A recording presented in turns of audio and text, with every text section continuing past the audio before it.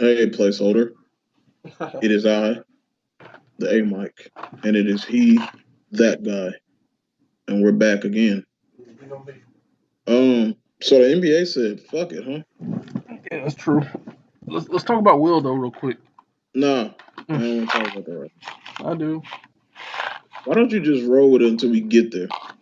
because we were rolling with it. I didn't know you were switching already. Well, first of all, that's podcast talk, and off the podcast talk is two different things. They don't know we were talking about something I before, know that's why I said let's talk about Will. That's why I said. but I don't want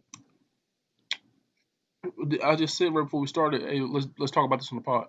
Yeah, you said not at the beginning though. Oh my gosh! All right, basketball. No, no, no. Hey, go ahead, talk about what you guys say about it. All that arguing just to concede anyway. Yeah, because it better be important. It just gotta be super important. I mean, none of this is important, but If you couldn't wait a second. none of this is important. But I will say Will Smith is in a precarious moment in his career. You know, he didn't take the Independence Day sequel. He didn't take the Suicide Squad, which to me is like that's the one I you take. still think he's in it, by the way. I think he's gonna be in it too, but I think it's in a small. But I'm saying like it's crazy to me that he's like not the main character of that movie. Well, Ian, he was like, I'm not gonna be in the movie with all these fucking stars. You got me fucked. The only reason he did Deadpool in the first place because the only star he had to compete Deadshot, with was the only star he had to compete with was Margot Robbie. and she Wasn't wasn't nobody really else in that movie she on wasn't his really a level. star at that point either. Yeah, exactly. You got John Cena and Pete Davidson. All these people say, I'm not gonna compete with all these motherfuckers. Like John Cena's died in like 20 minutes. In. I don't know that. I definitely think he is. A lot of those, But a lot of but those be movies that died as like it may, 20 it's minutes. just way too many people. He was like, no, I'm not doing that.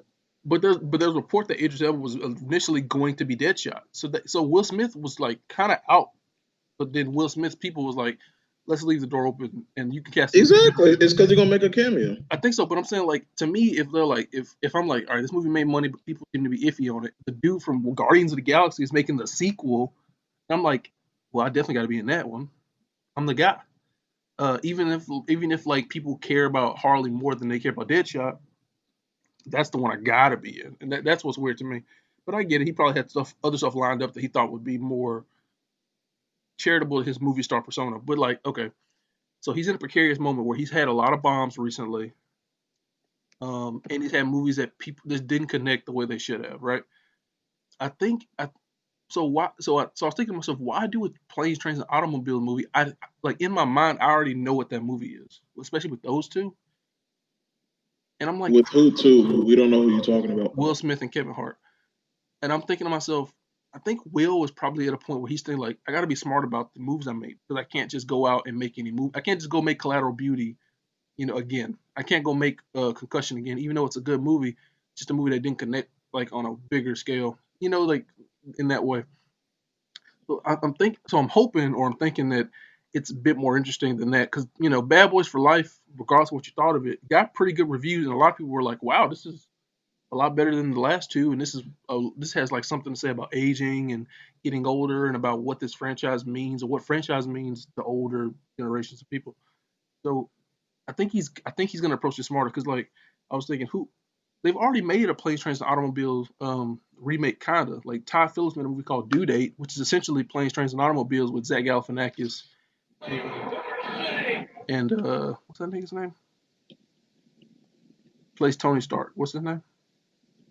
Robert Downey Jr. Yeah, them two, and it's basically Planes, Trains, and Automobiles, but it's those two and not a fat guy and a skinny guy. It's not technically a remake because it's a different story, but it's the same movie.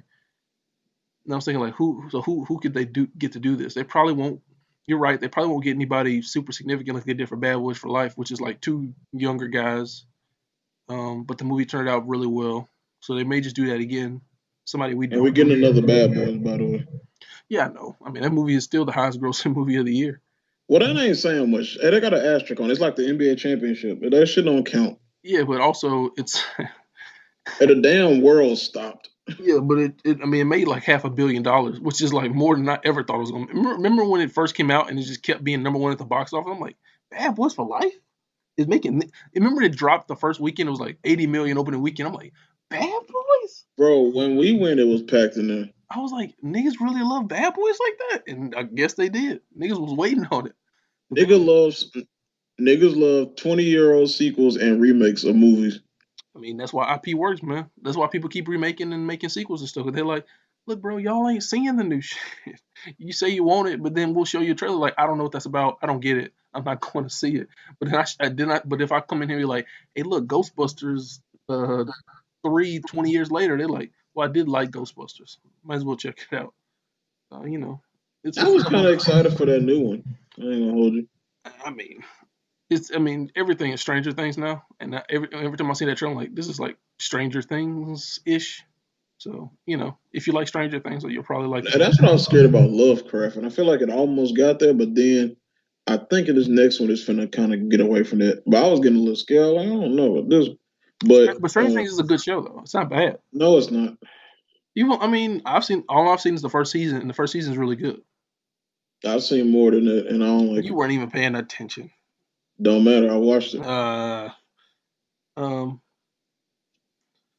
So and I'm all for Will getting a movie that he think is gonna be a success. But at this point in your career, why are you not working with why are you not? Why haven't you done a Spielberg movie yet? Spielberg could bring so much greatness out of Will Smith. I think because I think Spielberg's at a point in his career, he's like, I'm not here to make spectacle no more. I'm trying to make like important, interesting character pieces. Like, Will Smith can't be an important, interesting character. but I think Will Smith wants to be a movie star. He wants to be a blockbuster draw. That's why you do. That's why you go to Ang Lee and be like, I want to do Gemini Man and not I want to do Brokeback Mountain. You know what I mean? Like he wants to be Ugh. in. I don't know if anybody should do Brokeback Mountain. All right, but I mean, like he don't want to work with Ang Lee when he's doing like the Ice Storm, where it's like a drama about like a 1970s community of married couples. He wants to do the one where he gets to shoot a gun and be the action star. He wants to be a movie star. Um, Yeah, yeah, but like at 50 something, like but I mean, think about Tom Leo. Cruise. Well, hold on, like Leo is a movie star, but he's. I don't think he's trying to be one. He's just trying to do interesting movies. Yeah, I think Brad Pitt is trying to be one more than Leo, but I don't even think he really trying to be one no more. He trying to produce. He trying to produce movies more than anything, really. the thing about So, Brad Pitt, though, yeah, he does do a lot of producing, but he also does he takes a lot of supporting roles in movies, way and more he than take he a does lot of producing. risks. He risked like Ad Astra is a risk, bro. And I mean, yeah, he put a lot of money in it, and also he's willing to do weirder stuff. Like he's worked with Robert Zemeckis in 2015 about like a World War II drama about two secret agents in like Europe. You know what I mean? Like he's still making those weird choices because he wants to do good work. He's an actor first, I think. Like Brad Pitt's one of the best actors working. Period. And I think he cares about being good at what he does. And I think Will thinks he's good at what he does, and I think Will is definitely a really great actor. I just don't think Will cares about being in great movies, just popular, well liked ones. You I know? think Will gave up a long time. Like I think after Pursuit of Happiness, he was like, "Oh, what the fuck am I doing?" No, No, no, you know why? He didn't get the Oscar, and that's the pro. And I think if he won an but that Oscar movie right was there, he would keep. that movie was a huge hit though. And but it don't. I'm talking about his psyche. I'm talking about like of course he want to make money. Every actor But he wants made that movie to Collateral do Beauty, well. mate. You don't make that unless you want to make an Oscar. And I'm saying I think he He thought made that was gonna be Concussion bigger than what it was. I think he thought that was gonna be bigger than what it was. because he thought those movies were going to be another Pursuit of Happiness where he gets like an Oscar love and he also gets I don't and agree with also that at all. I think he knew those movies weren't gonna get Oscar love. I think no, he no, no, wanted them to no. make a lot of money. Nate, you don't do a role like concussion, and don't think like I'm putting on the accent. I'm gonna be wearing my hair different. Like he wants to, like that's an Oscar role movie, and I think he did that because he did that for like the same reason he did Pursuit of Happiness, which is like this kind of broad, positive movie with like a happy ending where I get to play a character that people can relate to and root for, and So possibly get an Oscar. okay, I'll say this: he gave up and then he tried it again. But he definitely gave up after 2006. He was like, "I ain't doing this shit no more." And No, then he did, then he did 7 pounds. But his best I like mean, chance, but he's really good in that though. That's the boy, his best chance is his best chance. His last best chance was Pursuit of Happiness, and he got nominated, I think, and he yeah, didn't win it. he did get nominated.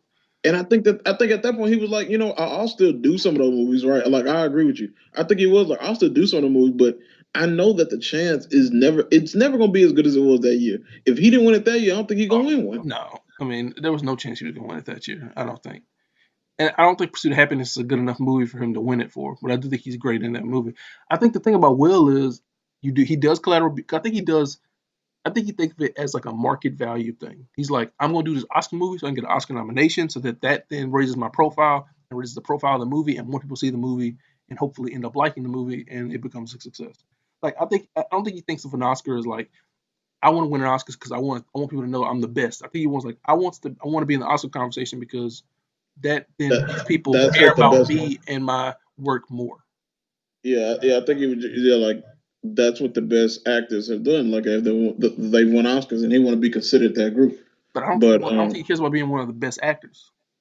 That's my thing. That's if anything's holding him back, I think he doesn't care about the work as much as he cares about how people's reception of the work. Because if and he that disappoints me so much because he should be categorized as one of our greats, and it's a big section of the quote unquote movie community that don't appreciate Will Smith or think he's that good. yeah, but who cares?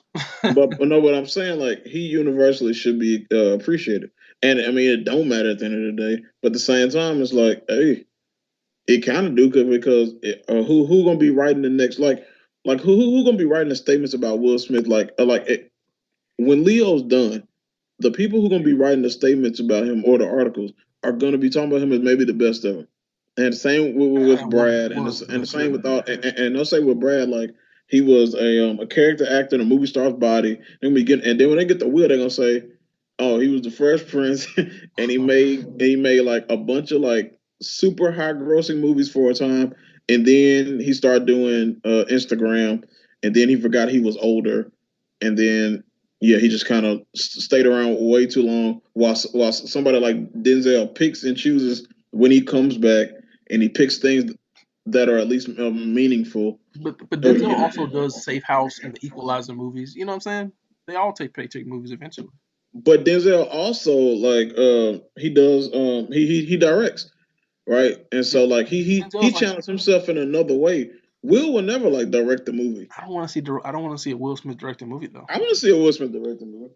I definitely do not. I don't even know what that would be. I think it would be pretty bad, and I think that would probably do more damage to his legacy than any not so good movie he's in.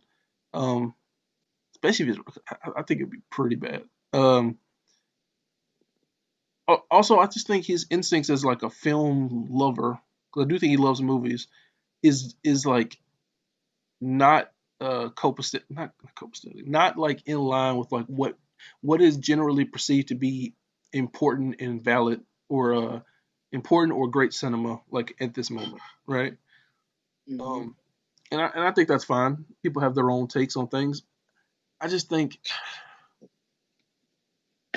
because okay, think about like Hancock, right? I love Hancock. Do you like Hancock? I think it's fun. Okay, love it.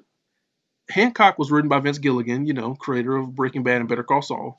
Mm-hmm. But that movie was heavily rewritten to change the movie into what it currently is. So the original script for Hancock, it's called I think the name of it is He Came at Night or He Comes at Night. That's the name of the original movie that Vince wrote. And it's a very different movie about a superpowered being that's like very dark and very serious. It's no comedy in it at all, I don't think. Maybe like dark comedy, but it's not very it's not like Hancock is very much a comedy at the start, especially. But Will Smith came on and he changed it so that it could be more of a palatable blockbuster type movie where he gets to be essentially a hero. Now, I mean, you could say that's an issue with him, his career, where he kind of centers himself in the movie and isn't willing to be one of the many people on stage. But at the same time, I think Hancock is a great movie exactly for the reasons Will Smith did it for, and it works to his strengths. Um, so I was struggling to I think. will say that that might have been the most interesting movie he's done in the last 12 years. I mean, I love Focus, so I can't. No, well, I forgot about. I love Focus so much. Focus, That, Focus is that such a might be and my favorite. Focus. Oh, go ahead. Yeah, I think his best movie is, in my opinion, is Ali. But I think sure. Focus is my favorite. Actually, Focus might be his best movie. I ain't gonna hold you. I think Focus is a very strange movie too. Like the way it's very much like two halves of a movie. It's two movies. You got the first part where he's teaching her about the thing, and they do all the The heist whole stuff. New Orleans bit, yeah, And then the second part is in Paris, I think, right? is in Paris, and it's a whole nother movie. It turns into like a love thing and like it's crazy. Like And the movie is it's that's amazing. And I know why Bill Simmons loved that movie so much. It's really well directed. It has like it's very obvious that it's pulling from a lot of influence of like old school classic Hollywood and French New Wave in a lot of ways as well. It's such a beautiful looking movie. I think the chemistry between Margot and Will is just next level. And I think the only thing you could say about it is that like the very end, the twists are like, what the fuck? I don't. What is this? That's the only part I'm like, that's kind of stupid. But What you talking about? Like before he gets shot or after? like the very end when they're in there trying to like figure out like who stole this, what happened there, I'm like, I don't think we needed all this. Like this seems like a lot. Uh, Oh, you talking about the big explanation at the end? all that stuff where he like goes through the thing and then she's like, well, actually, and I'm like, we couldn't just like simplify this, like cut some of this out, like just make it about what it's about. Otherwise, I think that movie is phenomenal. I've seen it like 4 times. I do love that movie. So so like, and I think that that was him definitely trying to still be a young movie star type. And I think like that's the only thing holding him back. Like we talked about, uh, Brad Pitt is like I'm older. I'm willing to be the second lead to Leo in Once Upon a Time. Uh I'm willing to be like a weirdo reserve guy in that Astra, like you said. Like that's a risk to take, even though he is centered in that movie. Like I think Brad, like I said, I think Brad Pitt is more concerned with the quality of the work than Will Smith is. I think Will Smith is like Absolutely. if And like Leo is too. He he, finna do another fucking Scorsese movie. yeah, I think Will Smith like I think the Will Smith like Bad Boys for Life is an overwhelming success. And he's like people like it. It made a lot of money and it got fairly good reviews. I don't need it to be one of the greatest movies ever. I just need it to be a movie that people really enjoy and really latch on to. And I think that's kind of all he really wants. And and I think that's fine, honestly. Like, sure, I would love to see Will being something like crazy, substantial, and like mind blowing. But like what the thing about Will is he'll accidentally get into that. Like we'll get a focus where I'm like, yo, what is You're this? like, hey, do more of this. And he's just like, You're like, nah, I'm alright. not even that. He's just like, oh, y'all like this? Like this is an accident. Like I just worked this. They're like, oh, I like the script, but like, and he's just like, nah, Will, this is phenomenal. And then he'll just go make a whole bunch of other stuff. Like, I don't know about this, bro. Like he always like backs into stuff like Men in Black. I'm like, I can't believe he made Men in Black, and it's just like a perfect movie. Or I can't believe he made I'm Legend, and it kind of rules. Or Hancock, which is like slick, one of the best superhero movies ever. And then what Focus is. So, and in between, like I Robot, I don't think it's like an amazing movie, but I really like it, and I enjoy watching it, and I can watch it right now and be like, Will Smith's great in it. It's a good And he time. made Hitch. Oh, Hitch is so good. I forgot about Hitch. Hitch is amazing. But Hitch is genuinely wonderful. I think the thing about Will Smith is he just makes a lot of good movies, and and I don't think that's true. I do, and I think the difference is like people, because I think people now are like think about like the Ringer crew who don't really think much of Will Smith, probably other than Bill Simmons, who probably I think loves Will. I don't think he loves it, but I think because like he I said think in he has more respect for Will than they do. oh he does he respects it way more than everybody else, like Sean Finney and them. But like Hmm. when they did the Enemy of the State when he was talking about how like he hasn't had many good movies and Enemy of the State was one of them. But Enemy of the State even rules. then, Uh-huh. I think I'm pretty sure he said something like that. But he also said like he was good at Enemy of the State, but it was still very early. You could see he still didn't know really yet what he was doing, but he was getting there. And Gene Hackman like was by far the best part of the movie. It's crazy.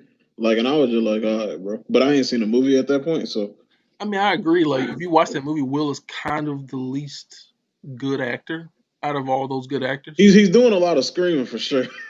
Like, I mean, he's like good enough. He's like good, but it's so interesting watching Will Smith, like the arc of his career, because he started like if you watch 6 Degrees of Separation, that's a phenomenal performance, and he plays a absolute lunatic in that movie.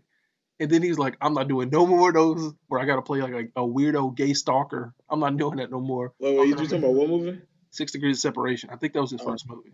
oh yeah, yeah. And he was super interesting. And people said like he kind of like went into the role like Oh yeah, you didn't even see he Will no plays like more. a real true lunatic. and it's like prime Fresh Prince time. So he's like young, and he's still I think he has the hot top too.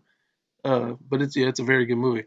But it's weird to watch the arc of his career because it's like if you watch Men in Black, it's like he's like fine in it, but but when he needs to be funny, he's amazing. So it's like he kind of is like he knows how to be funny and he knows how to be broad, and over the course of his career, he becomes better and better at becoming an actor. And I think like the moment he hits Ali, he's like, oh, I can do this now. And then if you look, because most people will say that pre Ali is like his best movies, right? I would disagree. I think a lot of like people like, oh, that's Independence Day, that's Men in Black, that's Enemy of the State, that's Yeah, that's the yeah, Will Smith yeah. hits, that's Bad Boys. Um, but I think if you look post Ali, like his performances are way better. Like iRobot, he's great in. Absolutely, absolutely. Uh, Men in Black 2, I know people don't like that movie. I really like it, but I think he's better, way better in that than he is in the first one. I think the first one's a perfect movie. Uh, like we said, Pursuit of Happiness, Hitch, all these are really amazing performances. Like really way better than what he was doing when he was younger. And then Hancock, and then he just kind of stopped for a while. Like it was 7 pounds that really did him in, and then, even in 7 pounds, he's very good. But that stopped for a while, and then After Earth, and it just kind of was rocky since. After Earth was where I think people gave up on Will Smith. Well, I mean, 7 pounds wasn't a hit, and it was not liked, and he just kind of stopped making movies for like 3 4 years, and he was just like working on Jaden Smith, like getting him in movies, and Will Smith's music career, and then But after Earth, I remember the time when that came out.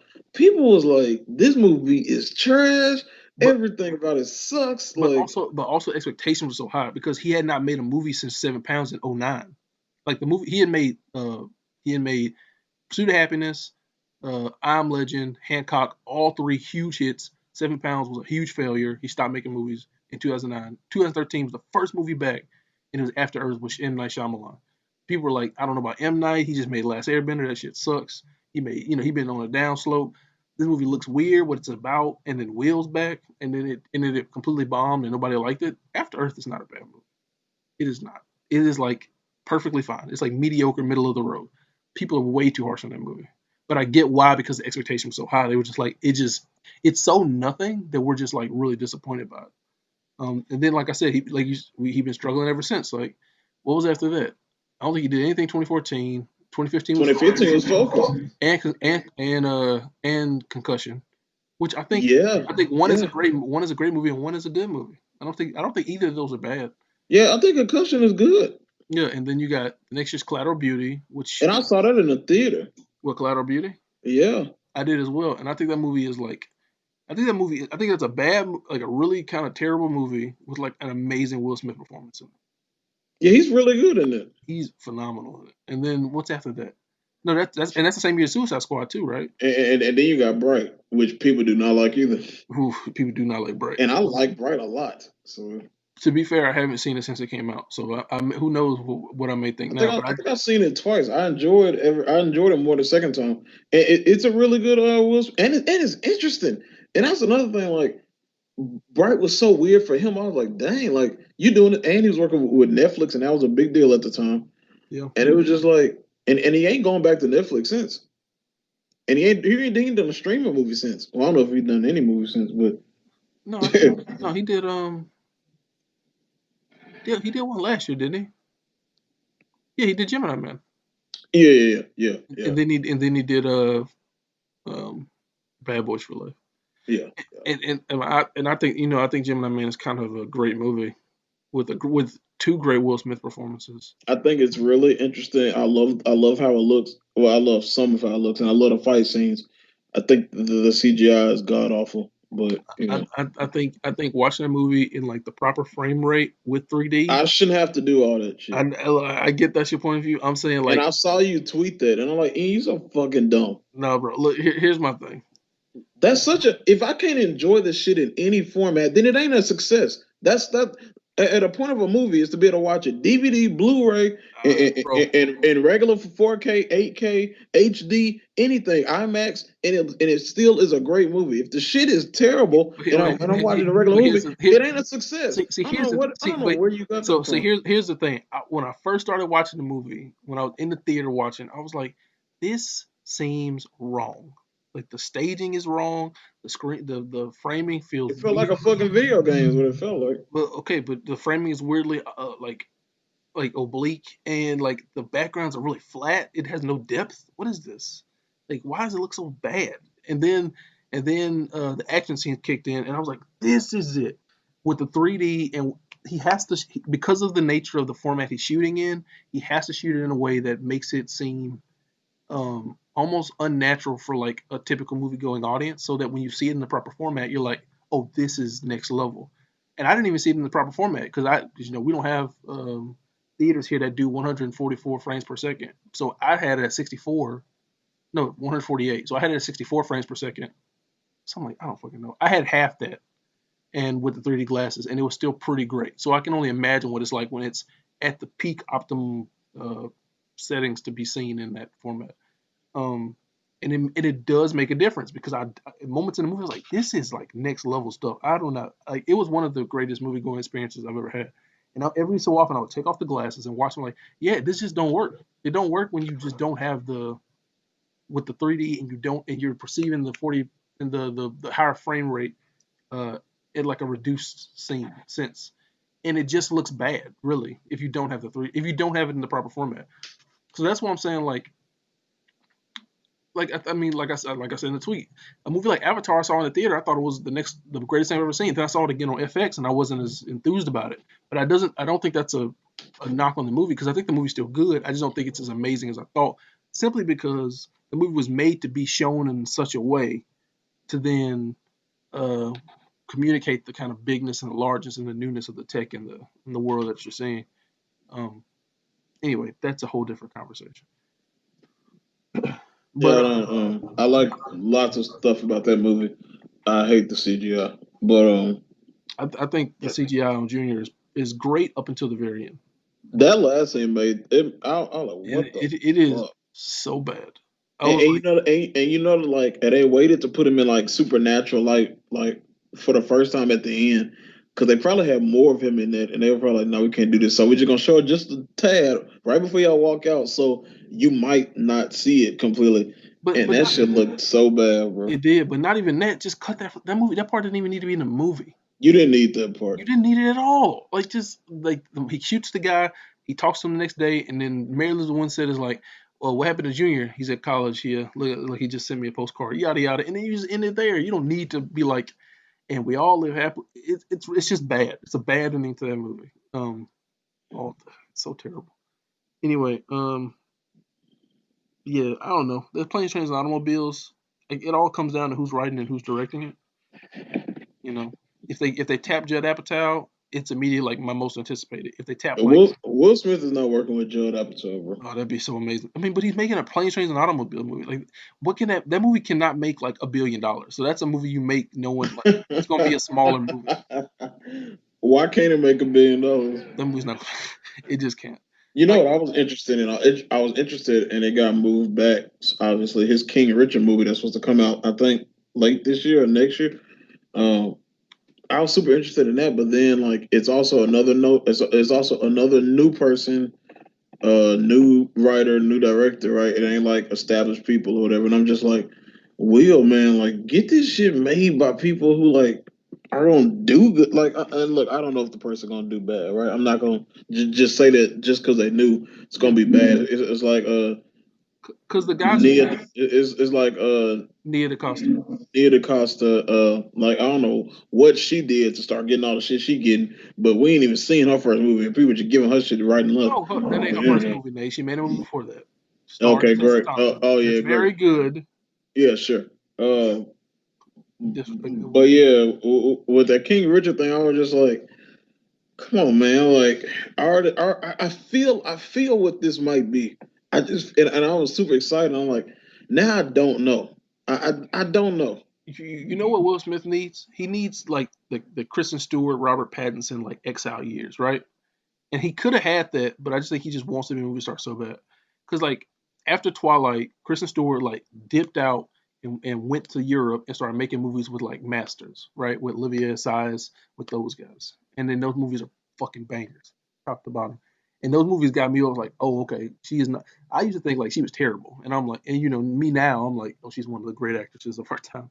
And then same with Robert Pattinson. He got out of Twilight, and he was like, all right, I'm gonna work with I think it's David Michaud in Australia on the Rover. I'm gonna go work Claire Denis on Highlight. I'm gonna work with the Safdie Bros, Good Time.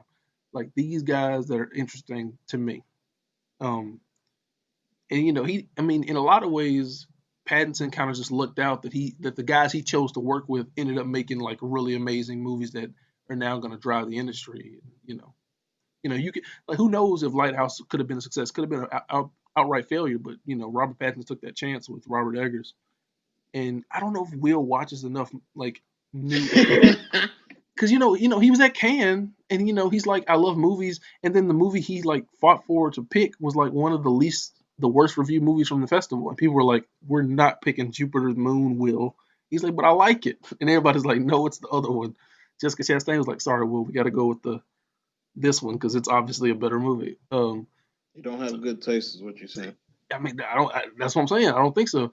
And also like I say, I think like something like Focus is like an accident because the Focus was made by the people who made Crazy Stupid Love. Like that's the only movie they had made before. So you don't think watching that movie they could make something like Focus, even though it's both romantic but like very different. So I just don't know because I think Kristen Stewart has good taste in like choosing her roles, even though they haven't really worked out. Even though I love them, Mhm.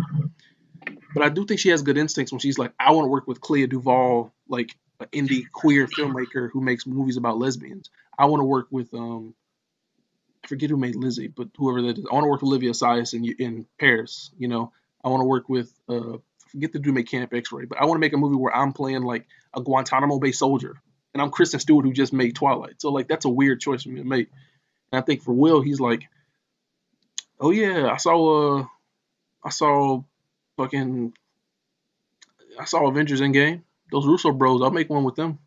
I think that's kind of his thought. He's not out here looking for The Avengers made $1 billion. I need to go work with. I need to work with all the Russo brothers, yeah, not even that. All of them, all five of all six of them. them, even the ones who don't make movies. You don't even know there's only two. He's like, yeah, like six or seven of them. They all doing different things, right? Uh, but he, And I said, "Bro, it's two." He said, "No, I thought it was six."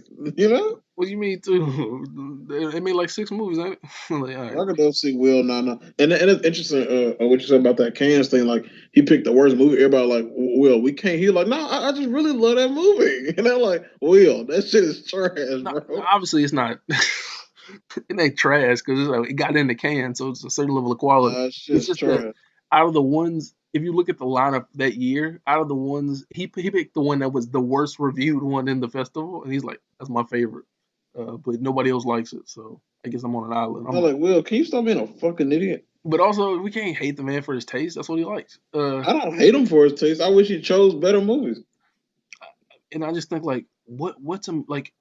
Will Smith probably would want to work with like a Taika Waititi or James Gunn, which is why I don't know why he doing the Suicide Squad. And Scorsese don't even make you like be somebody else. Like I heard that like it was Ali that made Will stop doing movies like that because like Michael Mann like pushed him or whatever, like right, and he was like, Yeah, Michael Mann is a notorious asshole. So yeah, yeah, yeah, and Will was like, I don't want to be this stressed out like acting again because I guess it's supposed to be easy, but like Scorsese ain't gonna push you like that. Like but Scorsese, Scorsese don't make movies about black people though.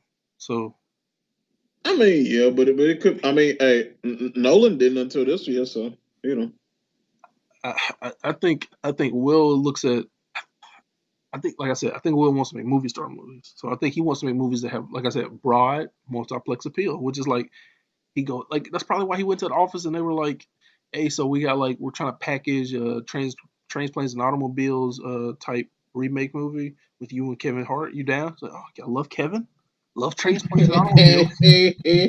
Like that's one of the biggest movies of the '80s. Everybody loves it. Me and Kevin are gonna have great chemistry, like him and The Rock. They're great together. Of course, we can do that. That's fun. People love comedies. Hey, do you know real quick? Do you know an actress named Bjork? She's a singer, but yeah, she has acting and things. She's a She's officially cast as part of the Northman. Apparently, she's gonna be playing a witch. which makes sense. If you know Bjork, she does have a witchy quality. If you know Bjork, don't nobody know that bit. She's one of the most famous singers of all time. Oh, really? She's Icelandic. Yeah, she was one of the biggest singers in the '90s, and then she was huge in the early 2000s. She's not as huge anymore, but she's still like one of the biggest stars in the world. But yeah, she's only acted in one other movie, and that was Lars von Trier's Dancer in the Dark, and she's amazing in it. But she also said that she was like sexually abused on that set, so that's probably why she hasn't acted again. Much like Will on Ali, she just thought like, if this is what acting is, I don't want it. Yeah, bro. I think Will was like, I don't have to be this stress acting, and I don't have to be yelled at like this. And he was like, I'm never doing that again. It almost kind of make me. Nah, I'm just Yeah, playing. because I'm about to say it's like Michael B, but I don't think that's quite that's crazy. the Uh, same. that's funny. My was not doing that anymore. I don't want to do it anymore. I mean, because he puts his hands in his direct. He puts himself in his director's hands in a big way, and I think that's why he. Well, he tries. Because Chronicle was a huge breakout for him. He's so good in that movie, and that movie made a lot of money and was very popular. And I think like Josh Trank, Josh Trank fell off a cliff, but the kind of trajectory for Michael B was going to be my two directing guys who I'm just going to give myself to, and I'm going to trust them inherently. Josh Trank, Ryan Coogler, and I think if Josh had kept on the path and did well, we'd be having a different conversation about Michael B right now. He would Michael probably. B problem is that he tried to trust Josh Trank. But I mean, why wouldn't you though? If your biggest claim to fame up until Chronicle is Friday Night Lights, the TV show, and The Wire, 2000 like 10 years prior, you're thinking like, all right, I got to break in somehow. Red Tails ain't do it. Let me see about this found footage superhero movie, and then Chronicle comes out and is a huge hit, and critics love it, and people are like, who is this Michael B. Jordan guy? People are talking about you, and Josh is like one of your good friends. You're probably thinking to yourself, Josh is a great director. Obviously, the people have spoken. It worked out. He's gonna cast me in his superhero movie, so I'm definitely gonna do it. I want to be a superhero, and then it just the abject failure, and he's like, well, that sucks. And then he lucked out and had Creed, so he was like, damn, thank goodness for Ryan Coogler. Yeah, if it wasn't for Ryan, bro, I don't know what Michael Yeah, B would be right yeah. now. If it wasn't for Creed that same year, I mean, his career's out of here. I don't think he's a guy anymore. But like, thank goodness Creed was a success, and thank goodness he had like Ryan Coogler was like, oh yeah, I'll get Michael to play Killmonger in like the biggest movie ever, and then Mm. that helps as well. Um, yeah. So I was thinking like, who would do Planes, Trains, and Automobiles? Who is like a name director? I like Todd Phillips. He kind of wants to be serious now, but I think Todd Phillips would do it. You know, because Hangover, Todd Phillips? Yeah, I guess. Due Date, Hangover movies. People. He's one of the most successful comedy directors. Of the last 10, 20 years. Um, like I said, Apatow. Like you said, Nate, it's probably gonna be some nobody. Um, somebody we don't know, but I mean, who knows? The King Yeah, Richard thing, you gotta take this stuff when you're talking about Will. Huh? the King Richard thing is like that's cool. I bet he's gonna do what he always does. He gives a good performance in like a movie that's like pretty good because it's like Or it's maybe based on a that's real like person. decent at best. It's gonna be like a Pursuit of Happiness. It's gonna be like Concussion. It's like he's playing like a real life person that he can like really sink his teeth into, like a very Oscar-y movie. Or it could be amazing. Like what if it turns out that movie's directed by like fucking Darren Aronofsky? you know, like Darren, why are you doing King Richard? He's like, well, Mother didn't work out. I lost a lot of people a lot of money, and you Has he know, made a movie since? no, Damn. that movie made no money and cost a good bit. But that movie is legitimately great. I mean, yeah, like, I love it, but like, if it don't make money, it don't really matter, does it? How good it is. And that's Will's point of view. He's like, look, I don't give a fuck if it won an Oscar. Did it make 100 mil? If it did, then that's where success is. And the actor can really like gamble with their future and shit. They be like, I'm just gonna do this movie, it's fun. If a director shit don't work out, it's OV. Nah, it depends. You know who's had like one of the most fascinating careers and like always takes chances, but also is like one of the highest grossers in Hollywood. Scarlett Johansson. She has an amazing career. I watched an audition today of her when she was like 9 years old. Damn, cute as a button, huh? Out there. It was like a bunch of child auditions and who the girl you like? It was she was on there for Leon a professional and Oh, Natalie Portport. Yeah, yeah, and it was She's so good in that movie too. it was Matthew McConaughey for Days and Confused. It was a bunch of people. Oh, that's a good one because he's so young in that. He looked like Shaggy from Scooby Doo. I mean, he is a Shaggy type, ain't he? I mean, But yeah, Scarlett Johansson started out with like you said, kids movies, and then she made Ghost World, which was great, and then she like kind of transitioned like Eight Legged Freaks, which is a classic. Um, and then she met Woody Allen in the mid 2000s, and uh, he was like, "You're beautiful. I want to put you in every movie I make for the next 3 to 4 years," and he does, and they're all bangers. Like all like, well, I haven't seen a Scoop, which I hear is not good, but Match Point, she's amazing in the Woody Allen movie. Vicky Cristina Barcelona, she's great in. And then like she has that run with Woody Allen, and then her and Woody Allen still stay really good friends, but she kind of stops working with him. Like she moves on to different stuff. Um, and so like she already has like this career as like one, she's considered one of the most beautiful women in Hollywood. Two, she has a career. She already has like an art house career, like kind of like how Kristen Stewart did with Olivia Assayas. And then she goes to make MCU movies, and then those become the biggest movies in the world. And then in between MCU movies, she makes a movie like um, Marriage Story. Under the Skin, which is like a weird art house horror movie, which is amazing. And she makes a movie like Marriage Story and like Jojo Rabbit, like, and she made movies in between then as well. Like she just fits in these like really interesting movies with these really interesting filmmakers because like much like Brad Pitt, she's a person who cares about the craft of acting. I believe that's why she still does theater, which is like crazy to me. When I saw the variety thing where they do the actors on actors where they interview each other, and it was her and Chris Evans, and Chris was like, "I saw you on the play on Broadway." Or whatever. I'm like, she does Broadway plays. I looked it up. She does a lot of like live performance theater because she really loves acting. And you can just tell by like what she does, how committed and how good she is, and that's kind of the peak career you want to have. And like we've already said it.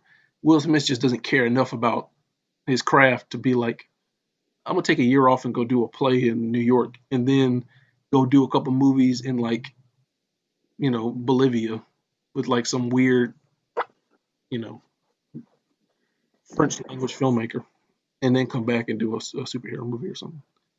Yeah, I ain't even asking for all that. Just pick better directors. But you never can be sure. They'll fix all the problems with his movies, or that people perceive his problems to But, be. but when they think about it, like let's say he wants to be like, I love the Lighthouse, Robert Eggers, let me be in your next movie. Robert's like, I don't He's like, I don't want fucking Will fucking Smith. Will Smith in my movie. Everybody gonna be like, that's Will Smith.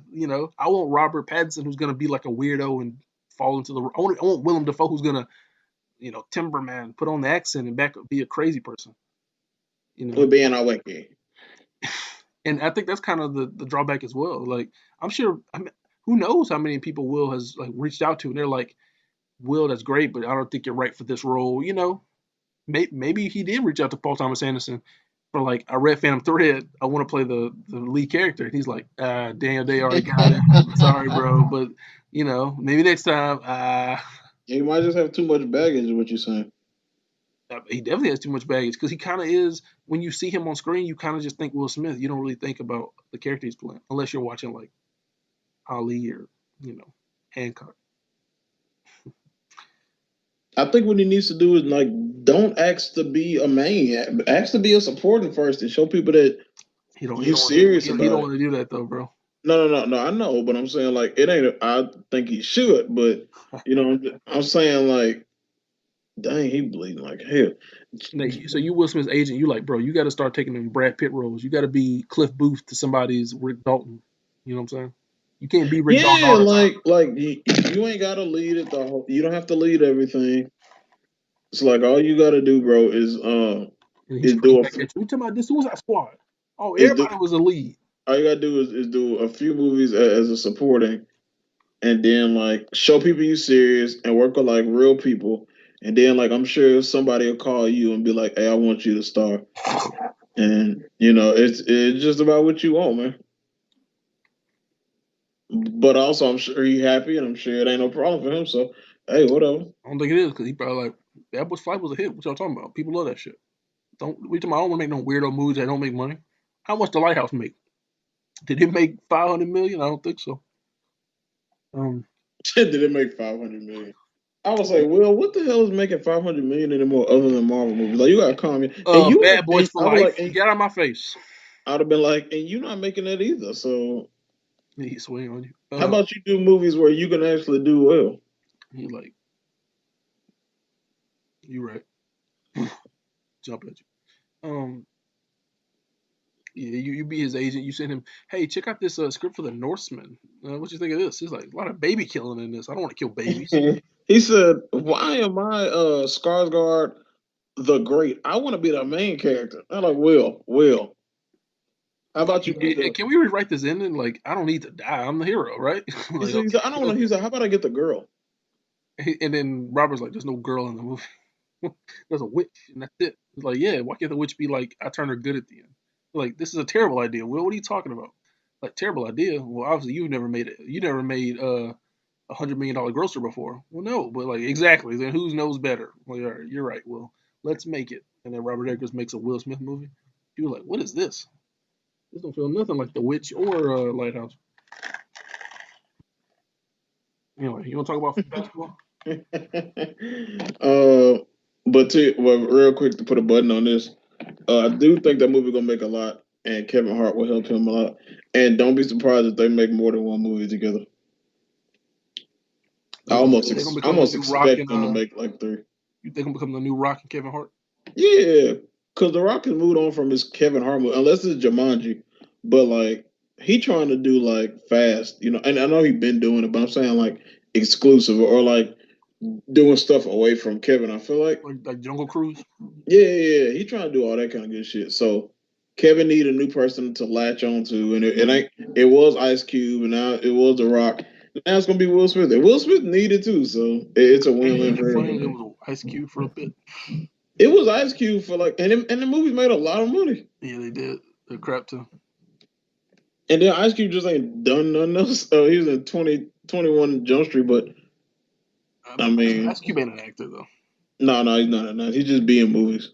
hmm I mean, honestly, I really hope not because I don't want to see like a string of Will Smith, Kevin Hart comedies. I'm like, I don't need anybody needs this. Oh, you getting them, buddy? I mean, maybe the movie's an outright failure and we don't. Before we get to wrestling, what you think? What you think about like a lot of film critics are not reviewing New Mutants because they have to because Disney isn't having press screenings. So if I you want to review saw it, you got to go see it in like with a real audience. I saw a video on that. A lot of movie critics aren't. I mean, a lot of movies aren't getting reviewed, and some movies are getting like partial reviews, like 10%. But like, yeah, like some movies just ain't getting reviewed at all. And I mean, look, it is what it is. I don't give a damn. It bums me out so much that like I I so want to see New Mutants, but also I'm like, but like Mississippi is literally the highest in COVID cases in the nation right now, and it just keeps going up because of poor leadership. And I'm like, man, The cases was going up whether you had good leadership or not. yeah, So but it's definitely spiking here more than you know why they was elsewhere. gonna go up, because they was gonna say, "Oh, it's more cases," even if people weren't getting it, which they ain't. I'm So just saying, if they had done like the severity of the not lockdown, but severity of the social distancing and like you can't eat here and come inside this store without a mask, if they had done that back when they were doing it in like New York and LA, then it'd be a different story. But we so did why didn't it work in New York and L.A.? it does because the numbers No, it didn't, because the New numbers York of, and L.A. kept getting cases the numbers in New York and LA have gone down significantly from when they were the highest. And plus, New from York when and they LA were is the a highest. yeah, they've gone down a significant amount. They're really low in New York right now. But they started doing all that at the beginning, and they kept going up. So I don't understand your point. You know what I'm saying? Because of those things they've done, we're now seeing the fruit of it. Like it's really low now. It's very No, we're not seeing the fruit of anything. It's what I mean. fucking man made. New York is very okay. Shit is man made, and it ain't killing nowhere near as many people as they You talking want to about. talk about basketball? No, you brought up the review stuff. Oh yeah, go ahead. You had something else to say about it? I just don't care. Who care about reviews? I read that little article you sent about the AV Film Club, uh, I'm, I, and they was pumping they shit like somebody just gave a damn about what they was talking about in their reviews, and they was like, "We not gonna review no movie that in the theater because it's dangerous and we can't." Like, I ain't gonna shut the fuck up, then you you know, nerd. You I saw someone in the comments of that article said something real. They was like, "Look, bro." I get y'all doing this, but also y'all shouldn't be reviewing any movie that is only available in theaters. Like it doesn't matter if it's Tenet or anything else. Because look, here's the thing. Well, that's what they said. They said we're not reviewing any movie that you can't see that's No, no, coming out in no. the theater. But they said they're not reviewing a movie if they don't have press screenings that are socially distanced. So they want to have like private screenings for them or screenings at home. They want screenings at home so they can watch it from home. And one of the comments was like, so like I think y'all should just not do a period because if y'all get to have screenings from home and be safe, but like y'all are then telling people that this is a movie worth seeing and we can only go see it if we go out and risk our lives, that's just bad practice and you shouldn't do it at all unless the movie has like available screening or movie theater day and date. Y'all should just be reviewing movies, which is a good point because it kind of does seem like well we're film critics and we want special treatment so we don't get sick. So then we can tell you to go see a movie that will then get you sick. You know what I mean? Because you don't have the choice to watch a screener like we do as critics. You know what I don't like? But what's up? The pussified way of this country. Oh What happened to this gosh. country? What happened to this country? Why we let a little airborne virus scare us A to half little to death? airborne virus. This A guy. little man-made patented virus. You don't patent something unless you know it's coming. A patented virus. Nate's like, what happened to this country? Back in my day, we used to throw niggas out when they tried to sit in our bars. I mean, why are you trying to sit in that bars? He said back then folks used to fight, and now they too scared to get a cough on them. Segregation was a great idea. Uh, Why are you so scared to let me talk? uh, But my whole point is like, it's over, bro. Like tomorrow, I'm going to a movie theater probably, and I don't care who in there. movie theaters are still closed in New York and LA, but they're open in the South where cases are spiking. and Crazy. It's crazy. Like Texas numbers are it's going up. They're like, "Hey, we're opening up tomorrow," and they're like, it's because most people in the middle and in the middle of the country and the "Watch Bible. Fox News," and they're like, "Well, they said it's a hoax, so why No, would I no, no. I mean, most of them do watch Fox News, but I'm saying most of them ain't finna go with the bullshit that the coast be on and believe every damn thing you hear. And care?" so we like, hey, bro, we know it ain't that bad. It's kind of bad, but it ain't nowhere near as bad as y'all talking about, and it don't matter. Like I Yeah, can still get it, so I might as well go out and live my life. But I'm not scared of nothing. I feel you. I feel you. Uh, So I'm now going to the theater. let me know how New Mutants is, man. Um, You've been talking about New Mutants all this time, and now you finna pussy out. You a whole it, bit. it, it does make me. It really upsets me that like the universe is conspiring against me and New Mutants at They this. not New Mutants is out. You just conspiring against yourself. Uh, Talking about they expiring against I, us. I, No, it's I, just you. I'm so curious about how Tenet is gonna perform. I don't know what. I have no idea what that movie is gonna be, or like how successful it's gonna be in this time. It seems so weird to me, like that Chris Nolan wouldn't just wait when he'd be like, "Yeah, I want this movie to make $1 billion, so let's not put it out at the very beginning of." What you mean win his way? Huh? And the way you talking, that shit ain't gonna get a billion until 2022. People ain't going to no movies. No, I'm just saying like it's just surprising to me that because there's still a lot of states here that don't have theaters open. So uh he's really just having to be like, You talking like Chris Nolan like, hey, I don't give a fuck if I gotta if I'm not even waiting 3 months until it's all gone. I'm gonna do it now. No, the shit ain't gonna be right for like another end. We're not getting back to a normal life yeah, for yeah, like a year and a half. I agree with that. What I'm saying is I'm just surprised that So he why wouldn't would he I'm wait that surprised long? I'm not waiting that I'm long. surprised he wouldn't at least wait until all the states were off of lockdown. Because a lot of states still are restricting movie theaters. So it just hinders the amount of money one can make. That's what I'm saying. Like even if he waited, let's say they were like, all right, we're opening movie theaters in October, then like wait another month. You know what I mean? Like I said, I don't know the timeline, so who knows? But I'm just saying, like it's just surprising me that he's like, I want to be first out the gate, even though not all the theaters in the U.S. are open. So like a lot of people won't even get to see it, at least on the first run. I just like I hate that dumb shit you be saying. I've seen people's like, oh, good job, Modi. Oh, oh, How oh, is that oh, dumb oh, shit? I'm talking about a financial thing. It's just like oh, it just don't no, make no, sense no, from a no, no, financial no, no, point of no. view. It's that whole bullshit about like, good job, Nolan. Like, uh, you want money so bad. you can't wait until it's safe again to go out and get it. What you mean you want money that bad? He ain't making as much as he would have if he waited. He just want the movie out which is to me is so strange because I assume he wanted because it you're out. not gonna get the money that you would have gotten for a year and a half from But I'm today. saying you would have a better chance if the movie theaters in LA and New York were open. But they You know, never, and they not opening no time soon. so you don't think they're gonna open till 2022? They not open until at least next year. And I'm talking about like people going to go, bro. I'm not People, talking about going to go. I'm talking about they're closed. You can't go in. but Ian, it don't matter if they open if people ain't going.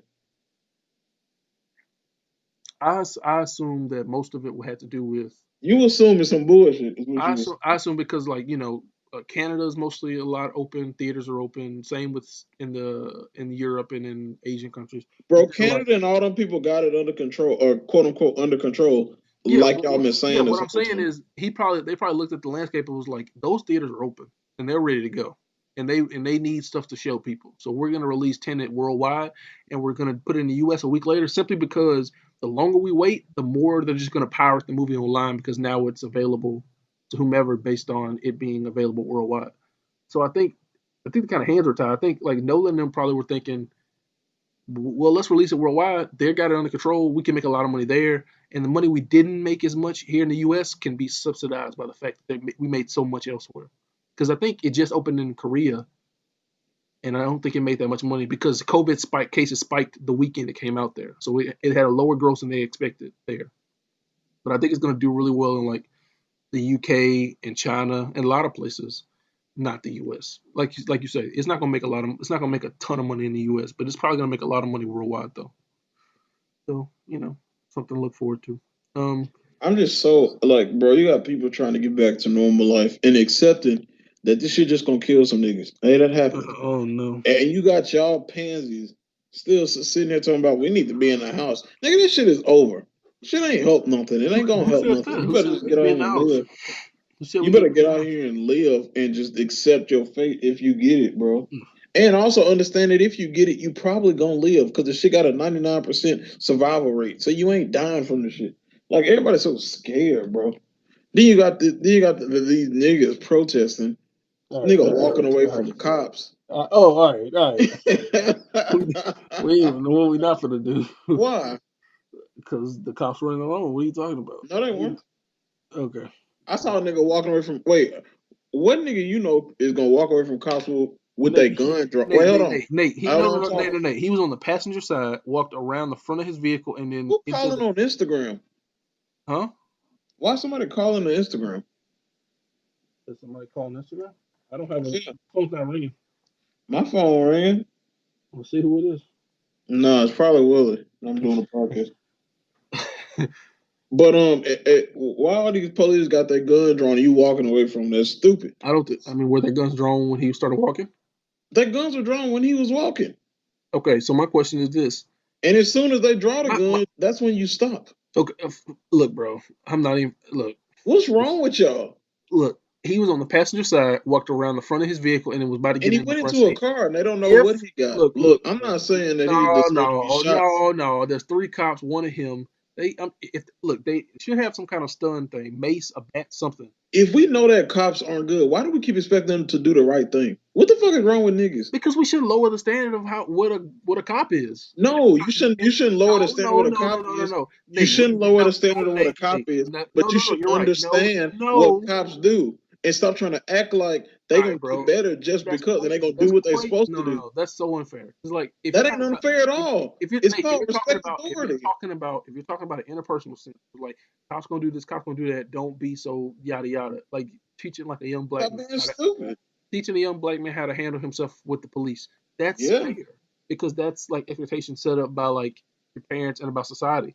But I'm saying if a cop ends up doing some foul stuff, we can still hold them accountable. We can't say we can't just be out here like, well, you knew what cops was. We can't punish the cops for being what cops are. Like, no, cops shouldn't be that, and we're gonna punish them because we need to set an example. But yeah, day to day, yeah, maybe don't put your walk away from a cop if they have their guns drawn. I agree with that. But also, if they really were afraid of him, if they really were afraid of his potential to do something, I don't look okay. There's no body cam footage. There's nothing. Did they say stop it, we're gonna shoot? I don't know. Did they try to apprehend him in a non-lethal fashion? No, they didn't at all. You can see that they didn't even touch him until he got into the car, and then they shot. So either they could have used some kind of stun, or some kind of stun apparatus to stop him and halt him, or there's three of them. They're cops. They're police officers. Grab him and hold him down. Do something to make sure he doesn't reach for a weapon. You don't have to wait until he tries to reach for something that may or may not be a gun and then shoot the man 7 times in the back. You know what I'm saying? That's crazy. That's not even the thing about the Wendy's guy when he shot the stun gun at the guy and then got shot. It's like the dude was literally unarmed, so you had no fear at that point. 3-on-1? No. My I, point is this: you can I, talk all that shit, but niggas still need to know. You walk away from yes, police. yes.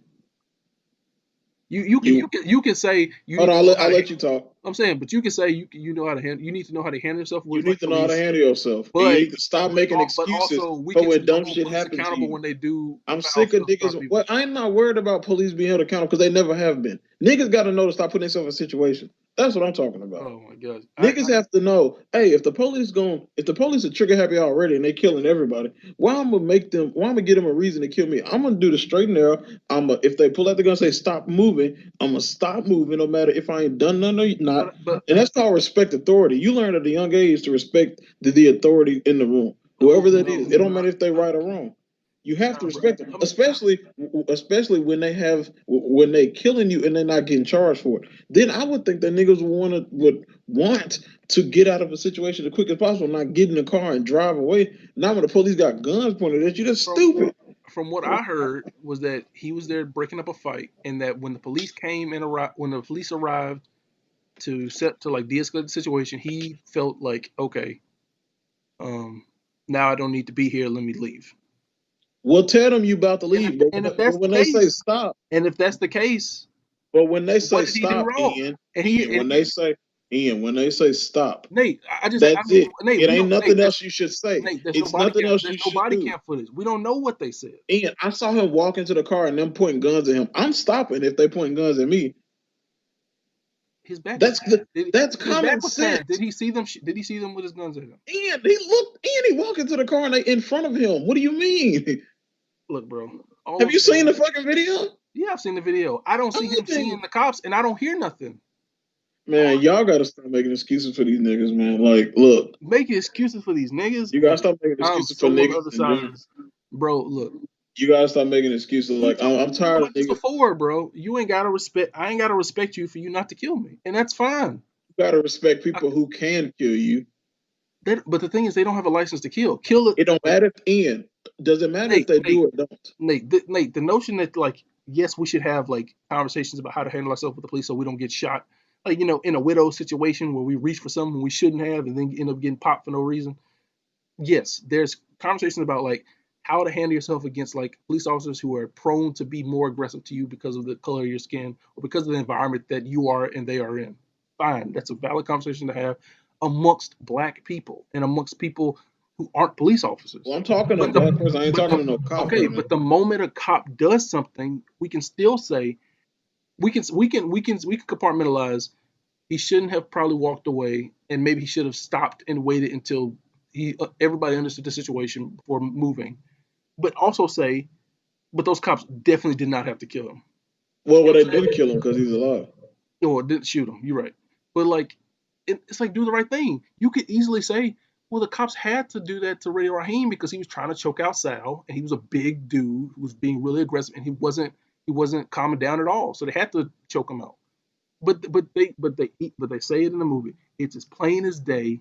They didn't have to kill the boy, Well, and he that's didn't it. have to choke Sal for no damn reason. Okay, So but that's it. I'm just saying why niggas can't just understand But that you but behind enemy lines and but this shit ain't for you. but the thing Spike is saying, and he makes these points in But all Spike of a his. simp too, so I ain't really gotta. But Spike is so smart because he's out here Well, he's a smart simp, but he's a simp too. smart spot. I can't speak now. Spike is out here Spike is out here look. Some niggas is angry. Some niggas got records. Some niggas is aggressive. Some niggas which is just plain out dickheads who will be rude to cops for no real good reason.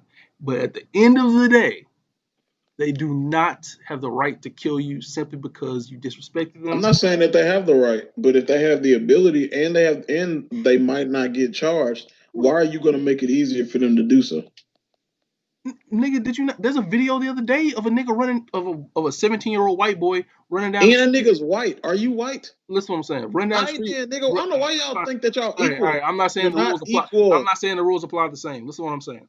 Niggas run down the street with an AK-47, walking towards police officers, hands up in the air with a gun at them. If they're not okay, look, fine. He's white, niggas black, cool.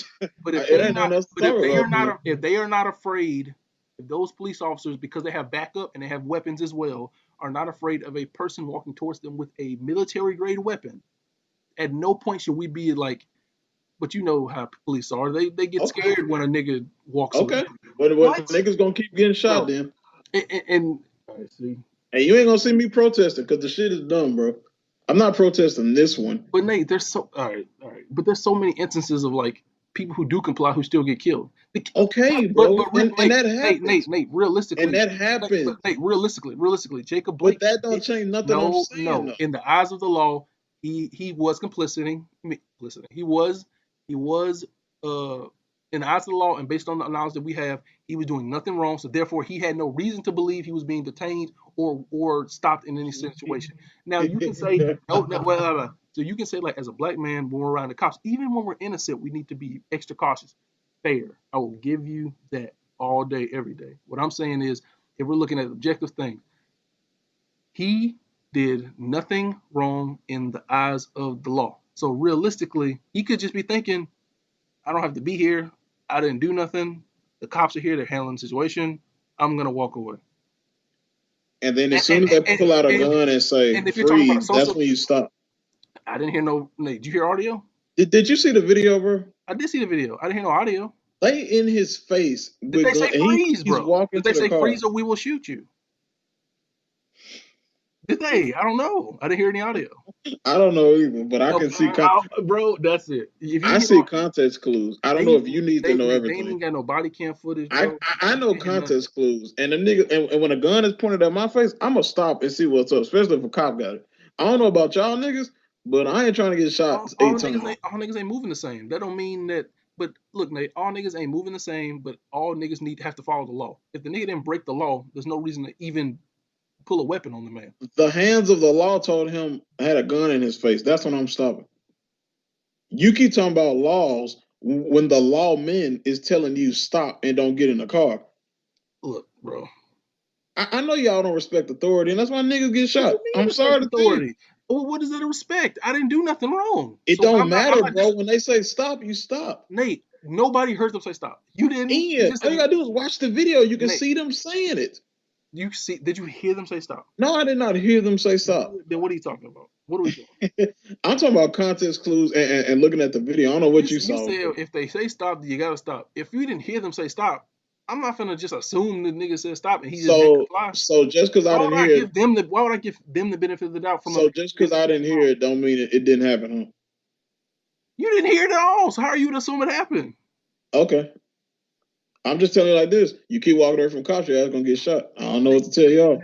Nate, I don't know what to tell I you. probably wouldn't walk away in that situation. I don't. Like I I know said, you would because you have common niggas sense. move different. You. It don't matter if you move But different. How about you start like moving? this idea that like respecting authority is listening to them no matter what. If you did nothing wrong, you ain't gotta That's listen. authority, nigga. What you mean? I mean, You had a boss. You had to do bro, whatever the fuck he told you to. It didn't matter if you thought it yeah, was because there wrong was or a not. chain of command. The police officers don't have any The authority over police me are in the chain of command. What are you talking about? unless I break the law. They ain't got nothing to do with me. They can't No, do even nothing if to you me. don't break the law and they say, "Wait, I need you to stay here because you're a witness." If you didn't break the law, you can't. You still can't say, "Oh, I'm gonna leave." They're like, "No, but we need you to stay here." that is a law. You're complying with the criminal case. If I'm just a person on the street and a police officer stops me and says like, "Let me get your ID," I'm like, "Nigga, I don't gotta show you shit because I didn't do nothing and you have no reason to stop me. You just a And nigga then, on the and then when street." he says, "I'm gonna tell you one more time," you pull a gun out. I hope you stop because I am. No, I'm saying if I'm just walking on the sidewalk and a police officer is walking in the opposite direction, going left in the left lane, I'm in the right lane, and then he just stops me, just taps me on the shoulder, like, "Excuse me, sir, can I see your ID and info?" I'm like, "No, because you don't have to, because I didn't do nothing." But by all accounts, No, I'd probably ask. what for, officer? What have I done? He's like, I just need to see it. I'll be like, nah, But by all accounts, that didn't happen this time. So no. But you saying like this idea of like authority, they have no authority over you unless you're doing something to impact like their ability to enforce their behavior. A cop can't just come and pistol whip you for no reason. have you ever had a teacher send you to the office for nothing and you didn't do anything? But they would have. But if the principal asked why'd you send him to the office, they would have a reason.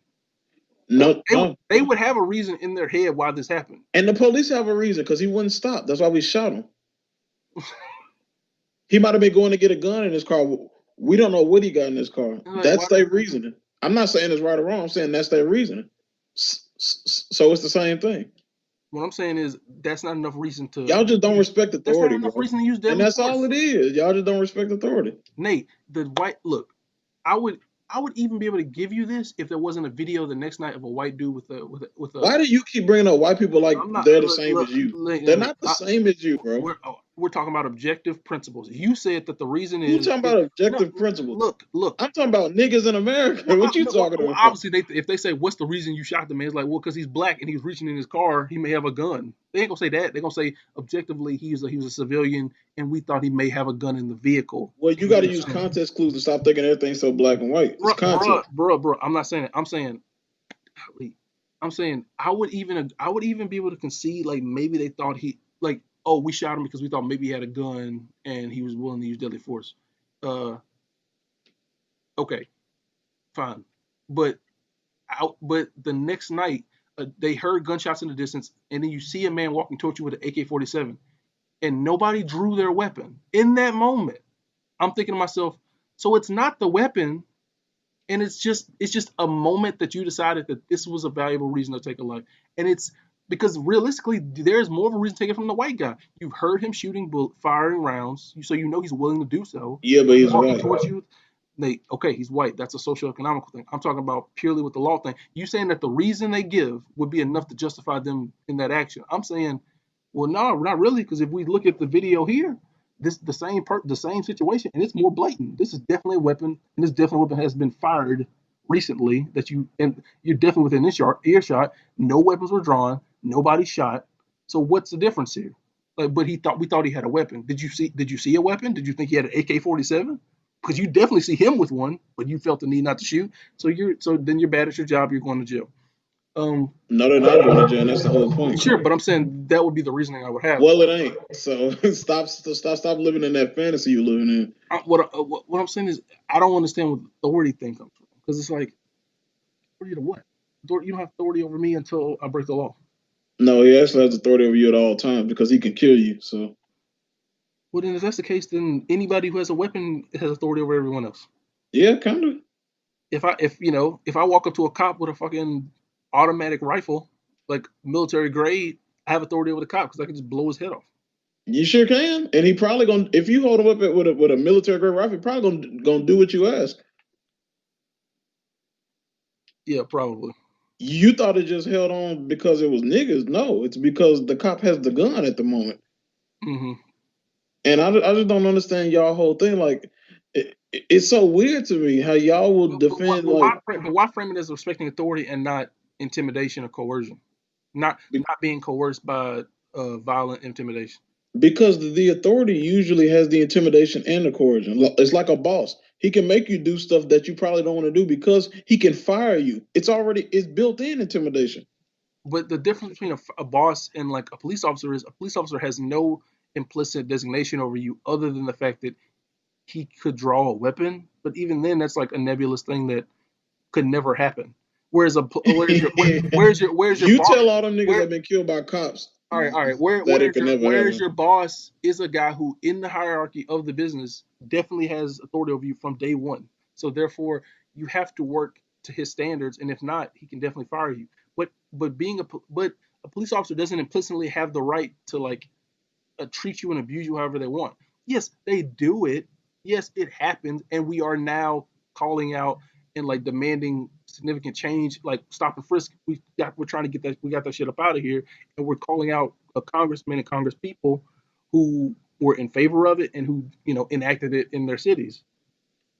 but that doesn't mean it's a valuable thing. It's literally an infringement on rights, and that's very different from being from like the hierarchy of like a business situation, which is something that you willingly opt into. You don't opt into being like harassed for no reason. Nobody gives their freedom away to then be shot. It's a different thing. I'm telling You you, give away a certain amount of freedom so that you can receive a paycheck and preferably and hopefully move up the food chain in the business. my point is this: you're acting as if this isn't a country that has routinely not gone with the rights, quote unquote, that you keep talking about. So why would y'all think that they're going to be upheld now? Is my point. They're not going I'm to not be. saying that. I'm saying the point is like, oh my, this is like this happening every day. This is sad. This won't change. I mean, I don't know who it was. It was a basketball player who talked about, look, bro, we're not playing this game tonight. Yeah, it won't change things, and it's gonna keep happening. But that doesn't mean we can't at least try. And that's kind of the moral of it. It's like, yeah, this is what this country is, and this is what we're living in. This is what we have to deal with. Cool. But at the end of the day, who knows how niggas move? Who knows how they react to stuff? Just because you make a reaction that isn't the most smart, sure, I'll give you that. Not the smartest thing to do in that situation, does not mean that does not mean that they have a right to then shoot you. And yes, you should march for that because it's literally like you're blatantly seeing, okay, yeah, maybe not the smartest thing to do in that situation, but also that doesn't then give him the right just because you were dumb in a moment to nearly end your life. It don't give him the right, but he did And it. that's why we're So protesting it, so we can change it, so we can it, be like, but, if that but happened you're not again. gonna change that. But Is I'm my saying, thing, and I'm not telling you but not to try. I'm saying this, and it's just for me, and this my ideology on the whole thing. If you know that they're inherently bad and what they're inherently doing is wrong, why would you then push them to do an inherently bad thing instead of complying with everything that they ask of you? That's my point. It makes no the sense. the same reason why women now are like rape culture is a thing, and I shouldn't have to be the same reason why women are like, we shouldn't tell our girls in schools they can't wear short skirts if they don't want to, that they shouldn't wear low cut Who shirts. listening to them? But listen what I'm saying, they shouldn't wear low cut skirts if they don't want attention. Look, bro, regardless of what I wear and what I choose to show off, that does not then allow men to ogle me and behave in a way that is disrespectful to me and my person. So you could say, well, men are dogs and they do this. Sure, maybe we do know that. But that's why we're trying to change culture so that doesn't have to be a thing that's okay and acceptable, and that I can go outside wearing whatever the fuck I want. And now I don't have to be like, well, what'd you expect wearing that? That's crazy. That's just the clothes you're wearing. In the same way, you know what I'm saying? Like, if we just accept Well, we just have two different what ideologies on shit, life, Nate, and but what I you're like doing, structure, I'm and shit, you Nate, like chaos. what I feel you, Nate, what you're doing is accepting the status quo. That's like if somebody like told Martin, like, Martin, why are you marching in Selma? They ain't gonna let these niggas vote. They need to just leave Selma. Like, they need to go somewhere where they can vote because these niggas ain't never gonna change. And it's just, you know how Southern whites are. They just gonna be stuck in their ways. And if that's the case, then nothing would ever change. But you do this And so they are still stuck in their ways. yeah, but at least niggas ain't afraid to go cast a ballot these days. Also, now you can vote. Oh yeah, cool. That's great. I'm just saying, like It only took his life to do it, before they were and he realized all his work, and he they would stand at realized your all precinct his and work intimidate you from going was in to cast a fraud. ballot, and now you can do that. I'm not saying what look the value of a vote. I'm not arguing whether it's good or bad. It has no meaning actually. Obviously, I think it's more valuable to vote than not. But I'm saying if you look at the time where people were actively intimidated and harassed so they wouldn't vote versus now where people pretty much openly vote without question or issue, that's progress and that was made. You know what I mean? So the protest works, the marching worked. It to some degree it got people what they wanted in that sense. So this idea of like, well, you know what this is, so why are y'all marching for this? Well, I know you know what this is. Why are y'all behaving in this way? I don't know, man. Niggas move different. We have to account for people who don't move the same way that we do. But No, also, I don't have to account for no, nothing. no, no. We have to account for people who I move. don't have to account for a damn thing. Look. I'm only going to account for people who know what they're I'm doing. not talking about we as in you and me. I'm talking about we as a collective we. We have to account But people I'm not part of that collectively. we have to account people who move in a different way, but also move within the confines of the law. What he did was not illegal. And what he did, What he did what was stupid. what look, fine. Nigga was stupid. What he being stupid is not grounds to get you arrested. It's I'm not not. grounds to get you. I'm not It's saying not it grounds to is, get you but arrested. It's not grounds to get you hey, shot. So you know therefore, what country I'm you in. all for You know people what protesting country it. you in. Look, bro. Look, Nate. That's like saying, "Hey, look, Nate. You shouldn't have been walking in a supermarket at 8 p.m. at night with a hoodie on." Of course, they shot you. No, it's not the same Why is thing it at not all. the same? You walked in. You had your face Because if the obscured. cops said stop and had guns to your face, I'm Bro, definitely bro, gonna bro, stop. bro, bro, bro. If you walk into a walk into a grocery store, all black, wearing a hoodie on, with your face is obscured, and they can't see who you are, and it's dark outside. If they And said take your hoodie down, then yeah, you should. why should you? Cause if they call the cops and they shoot you, then it's gonna be on you. So if they call the cops and shoot you, it's gonna be on you because you Yeah, didn't take your hoodie down. because you know what country you in. So So is Trayvon wrong for walking through that neighborhood at night with a hoodie on? nah, because that one no cop. That was just a nigga who was crazy. Was Oscar Grant wrong for like being a little bit more belligerent when he was getting arrested? Yeah, probably.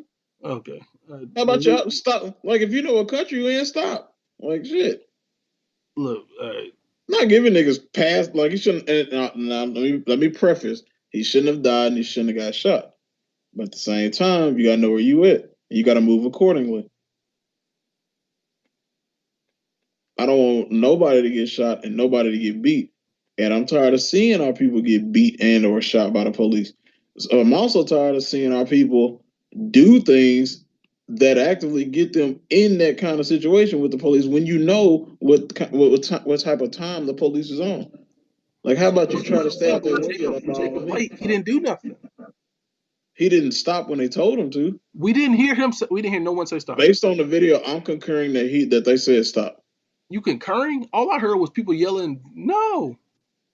And all I seen was them I holding didn't hear guns. no I one just say don't know. stop. I just don't know who gonna walk away from cops when they got guns to your face. I'm not doing it, and that's just me. I'm I'm just saying, like, move to apprehend the nigga. But are you gonna walk Why, away from cops Nate, why, with why, guns why, drawn? why are we demonizing the man for being stupid, but not demonizing the cop for being incompetent? Because cops are incompetent. So maybe niggas is stupid. Okay, and that's why you got shot. But I'm saying, why is niggas not allowed to be stupid? You are, but you also But get shot because no, of no. it. But what I'm saying is, you're saying like, well, look, the nigga shouldn't have been stupid. That's why he got shot. But I'm saying like, what if we make it so that cops shouldn't be incompetent so they can account for niggas being stupid? So Why, when would why, niggas not why, be why, stupid? why, why does it have to be the inverse? Why does it have Why to be? can't I tell No, no, niggas no, no, don't no, be no, no, stupid? no, no, no, no. Why No, does it no, have? no, no, no, no. No, Why no. can't I Listen, tell no, no, niggas don't be no. stupid? But okay, you're right. You're right. What I'm asking is this: why do we have to be like nigga be smart because cops are incompetent instead of hey cop be competent because niggas are stupid? You want me to answer? Yeah, that's why I Because asked. I don't believe I don't believe all cops will ever not be incompetent. Some cops are just bad people and they're gonna do Some bad niggas is things. just always gonna be stupid. Okay, and that's fine. You're gonna get shot. I don't know what you want me to say. It ain't gonna change just because y'all want it to, and it ain't gonna change because you That's why say, niggas is protesting because they and know it's not gonna change because you protest, and it's not gonna change because you say, defund the police. But Nate, if you told it, I mean, there's probably niggas in the '60s who was like, they ain't gonna let you vote. Don't be marching. Don't be getting our people hit with water hoses and sick with dogs. They ain't gonna let you vote regardless. And now they letting niggas vote. But what did voting do? Nate, I'm not talking about the value of the vote. I'm talking about at one point they didn't let them do it, and there was probably people Okay, like, cool, don't make cool, cool. waves, ain't gonna change nothing. And You now believe it's that? definitely changed. You can believe that, and that's fine. I'm telling you, what ain't gonna change is niggas getting killed by the cops. And when I say niggas, I mean anybody, because people still gonna do stuff like that. And I'm not saying it's right. It's definitely the cop is wrong. But at the same time, why are you helping them be able to say I can do this because he didn't listen to me? That's what I'm saying. Why are we helping them do this? I don't know, man. What do you mean I he didn't know, listen? and Because that's the point. Nate, I didn't hear no one say I stop. know. I know. Apparently, you have to hear it, otherwise you can't pick up context What you clues. mean So you have to hear it? I heard women screaming. I didn't hear nobody say stop. I saw context clues. I I, don't know about you, but the I video picked I up. saw there was women screaming. I did not hear anyone say stop I walking saw or people we with will guns, and he shoot walked you. past them. I don't know what else you need to see, but bro, I know that they weren't just sitting there silent and he just bro, walked bro, past and bro, then they bro, started bro, shooting. bro. If they said on the look, the video is all we got to go by. Ain't no body cam footage. We all either go by eyewitnesses and video. Based on what we saw, and nobody say stop it, we gonna shoot. All I heard was women screaming. No, So you if I didn't hear so if anybody I say can hear stop. women We're gonna screaming, shoot. then I should be able to hear stop or we will shoot. Not if the woman far away, but The you women know, were far away. I heard them screaming. I saw the video I saw was from across the street. it's because the woman was right by the phone, Ian. She obviously holding it. No, I saw the video I saw from across the street. It was a dude who was like, "Oh my god, they shot him." But I heard the women screaming. You know what So I'm you saying? telling me? It was across the So street. The one who was holding the phone was a dude inside of a house. He was videoing it from in I his didn't see that bedroom. one. I saw a woman holding the phone across the street. I didn't see nothing inside my house. I saw a nigga inside his house through a window was like watching like, oh my gosh. I heard him say, oh my gosh, they shot him. That's what he said at the very end. No, no, no But I before saw a that, whole I heard different. women going, no, no, no, screaming. I I saw a didn't, whole I didn't hear different none of them video. niggas say nothing. I saw a whole different video. But and And just in because you that didn't and in hear that it, video, did anybody say stop and or we just gonna because you shoot? didn't hear it, don't mean it didn't happen either. So Did you hear it? Did your video have audio at all? I heard women, yeah. Then what are we talking about, bro? If nobody said it on the video, who cares if they didn't say it? What's it? If it didn't get killed, it Exactly. didn't Who cares? happen. They didn't say it. They still shot him. And why are you walking from people with guns in their hands? All right, bro. With cops with guns in their hands. And the main person we need to apologize to is Kyrie Irving because he told these niggas in the NBA to not go. Well, he had a conference. He said, "Do y'all think we should go to the bubble? And do y'all think we need to be playing ball?" And most of them say yes. And he said, "Okay." Now he opted out, and then and it was rumors on ESPN that he had an idea to start his own league, and they laughed about it on Undisputed, and everybody like, "Nah, it ain't gonna work." And now these niggas is leaving again, and Kyrie look real. He's owed an apology from everybody You because think all you them think niggas. you think they're gonna bring that up like tomorrow, like Oh, before the absolutely game? not. Ain't nobody gonna bring it up because all the media are going to have to apologize to Kyrie. And if they do, I'd be surprised because I'm, it's I'm, like I'm gonna clip this and just put this out as a 3 minute clip. you said, what? I'm gonna clip this bit and just put it out as a 3 minute clip. Like What clip? just a thing about Kyrie. What ESPN won't really tell you about the league. Anyway, go ahead. But he was on a conference call with all the because he's the president of the I don't think Players so Association. of the Players Association, yeah. And he was like, "We can go play in this bubble, but do y'all think that's what he said? I'm going to do whatever y'all want to do." And the media tried to spin it and tried to say like Kyrie was trying to make everybody leave and not do it, and all the players like uh revolted against him. And then they said he talked about starting his own league, which I'm sure he might have mentioned maybe once or twice. Um, You know what really gets stuff shooken up if they like, because like one night of games is like a great moment, but it's not gonna really do nothing. it ain't gonna do none at all. But I do like they did it. It would be amazing if they were like, we ain't gonna play basketball again until them niggas get arrested. Well, they said that they're having meetings right now to determine if they're not gonna play tomorrow, and then And potentially if that's the what I'm rest of the talking about. season is canceled. Hell So, yeah, I like that. Do that. um, I like basketball, but it is what it is. But I Vic, can, why I can rock with that because when the Colin thing happened, a lot of niggas was real iffy. You had Dak out here cooning. Let me stop. I like that. But you had certain players out here being like, "Hey, we just be playing ball, all this stuff." You know what I'm saying? It is real nice to be like, "We just ain't gonna play since y'all want to do this. We ain't gonna play because this obviously ain't the time for basketball." And then they think of like, and uh, and if they really do just stop playing for a minute, like for a week or two, and they say, "Look, we not gonna play until those niggas get arrested." So somebody better send some influence somewhere. And I think that's and if especially basketball players because players really have power in basketball association and they have like they're very much celebrities. That can really do a lot and change the perception of like what players mean to the league in a big way. And I think it would open the door up for more player ownership as well. I don't know. Because what is a basketball team without its players? They'd be like, yeah, we want the players association. The players want stock in the team, like the actual team itself, or else we're not playing this season. I think that'd be a really dope thing. I just saw a comment said tell your black community stop resisting arrest and listen to the police and stuff like this won't happen. You clown or talking about Matt Barnes and I was like, damn, I probably sound like that, but Did somebody really say this? yeah, Who said this? Sorry. it was on Matt Barnes' IG page. Oh, so it was just some random nigga. Yeah, yeah. Yeah, people really. You do you do like this where I just assume everybody's a Russian bot if I don't follow you? No, Either a child or a Russian bot. Like I don't take you seriously. I mean, I don't do that, but a lot of it is just like spam pages now on IG. So But also you'd be like whenever there's like a post about like Black Lives Matter, you always have some posts to be like, well, Black Lives Matter is a hate group and just like the KKK, and then you go to their page and it's like a bunch of cartoons. I'm like, oh, this ain't a person. This is like some troll trying to sow discord. no, this ain't a person. Yeah, like a bunch of memes on their page, not a picture of their face on the profile or nothing. It's like, okay, this ain't a person. Somebody made this just to be an asshole. Um. Anyway, basketball. So that was going to be 3 games tonight, Yep, and there's supposed to be three tomorrow, right? yep. Do you see a situation? Do you see a scenario where they do just kind of lock down for a full week or the rest of the week? We'll say I that. see a scenario where they don't play again, Ever? or I'm talking about this season. That'd be crazy. It'd be crazy if they just like we would just not play basketball ever. But Shaq had a great point. He was like, "Okay, I like all of this, and it's a great moment. It's a great visual, I but hear now I hear a what?" butt coming. He said, but and I love. He said, but now what? He said, like, are you gonna play next season? He said, and what if something happens then? Are you gonna stop again? Like, he said, Yes. that he said, there has to be things like implemented and put in place to where, like, we need like a real solution to the problem. He like, and he brought up the whole vote thing.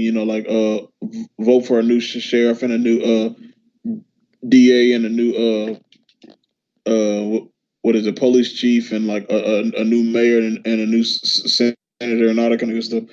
And I'm like, yeah, cool, cool, cool. But I love what he was saying about like, are y'all gonna keep doing this? Like, if it happens again, like, what's the end game of this? And that's my point. Like, it's cool to sit out some games, all right, straight. What about next season? Like, because when you sit out, like, because like when you sit out, the networks lose their money, which Hmm. means the league loses its money, which Yep. means the owner loses his money, which means the franchise loses their money, which Hmm. means the players will eventually get hit. And that's a real sacrifice y'all making for this. And all your contract is guaranteed. What if they be like, no, you have to, you get game checks now. You have to play each game for your check. Is everybody gonna be like, all right, I'm gonna sit out? Like, it's all good to do when you got 100% guaranteed money. I bet them niggas in the NFL ain't finna sit out unless they're doing it for a bigger contract. But like, if it's a social issue, they're not finna sit out because most of their money is not guaranteed anyway. Well, can I ask you a question real quick? Yeah, Um, so I do think NBA players are definitely more vital than like most NFL players. Uh, all of them are vital in the NFL, but just not superstars pulling in that kind of money. So do you think that wait, is the Players Association a union or is it just like a group of people who represent the players in like negotiations? I don't know if it's a union. I think it's just a group. Okay, so I definitely could see a scenario where like the biggest players in the world actually, if they do decide to sit out, would be like, we're gonna pull some money. Like LeBron, like I'm gonna put 100 million into this to make sure these kids don't starve. It's not that many players in the NBA. You could realistically get the top 10, 20 highest paid players, have them pull some kind of like percentage of their funds and be like, this is a resource so that like these kids don't lose money if they decide not to play. And I think that could realistically happen. And if that happens, that would be a big game I changer. don't think you need. I don't. I would like them to lose some money because that's real sacrifice. But I think the sacrifice. Also, I do think. Okay, Muhammad Ali gave up everything. He gave up his belt and his freedom. Like, you got to give up he didn't something. give it up. They took it from him. That's a big difference. If you serious about this, it don't just need to be when you feel like, oh, okay, all my money good, so I can go do all this. Like, if you bout it, bro, like, no, like, if But they say, well, you're not getting paid, be like, okay, being about the struggle doesn't mean you didn't have to starve and not. live. I'm saying like Look, not I'm not not. Look. Muhammad Ali would have loved to have his like his belt and all that stuff, but I'm saying he did it regardless. And I just don't see LeBron putting 100 mil down to give to. I don't know what that thing you was talking about, but like I just don't see that happening. But at the same time, it's like all these NBA players are like pampered, bro. Like of all the other stars, like they get coddled the most. So it's but like and if that money get affected, I guarantee you, most of them, if not all of them, are gonna start back playing again. also if you think about boxing is a more solitary sport, so most of his money came to him and his team. But I also think that the NBA, especially nowadays, is more of a communal thing where they all kind of know each other and they're all kind of friends. And I do think there's a scenario where like the biggest stars do kind of pull some funds to be like, yes, this you won't be making NBA level money, but this is money where you can sustain for an amount of time, depending on how you feel comfortable participating with the NBA with the world and the state that it's in. I think that could really happen, especially with everybody kind of being friends. And I also think the influence of the biggest players, LeBron could probably be like, "Hey Nike, put up some money for this. Like I made y'all a lot of money. I plan to still be with y'all, but I really hope y'all decide to like pitch in and do something here." And that's kind of why people allow billionaires to exist for charity and that kind of stuff. Allow billionaires to exist. You can't stop a billionaire from existing. I mean, there's definitely ways of doing it. But so And when that happened, it's time to go because y'all bullshitting for real. so I do have a question to you. Do you think COVID and the break kind of really exposed to these players how little they care about basketball? Like because they were able to go so long and a lot of them didn't work out, didn't play, like you said, were out of No, like no, it wasn't a lot on me. It was some. but some were willing to just not play and not do anything. But they're like, I like basketball, but I don't like it enough. Like if I don't have to do basketball, I wouldn't. But I do it because it's fun and it makes me a lot of money and I'm famous. You know what I No, mean? I don't think that's And the case. in a scenario where they're like, we're just not going to play, and they're like, and we also have resources where you could still sustain a, a, a portion of the money that you have now. That like, is there a scenario where they're like, yeah, I don't like basketball enough to be like, I'm going to play regardless? No, I mean, I don't mind sitting out. No, I don't think that's the case. I think a lot of them missed it, and a lot of them got better. And that's the thing. Like Hmm. Luka Doncic is better now, and it's like his third season, even though it's still his second. But like he had like for 4 months off, and that's basically an off season. So he's really in his 30. I think everybody got better, all the young players, Them and like Euro guys, they built different though. They always just working and grilling. you said what? So them European players build different though. They came out of a gulag. They all they know is work hard and don't sleep.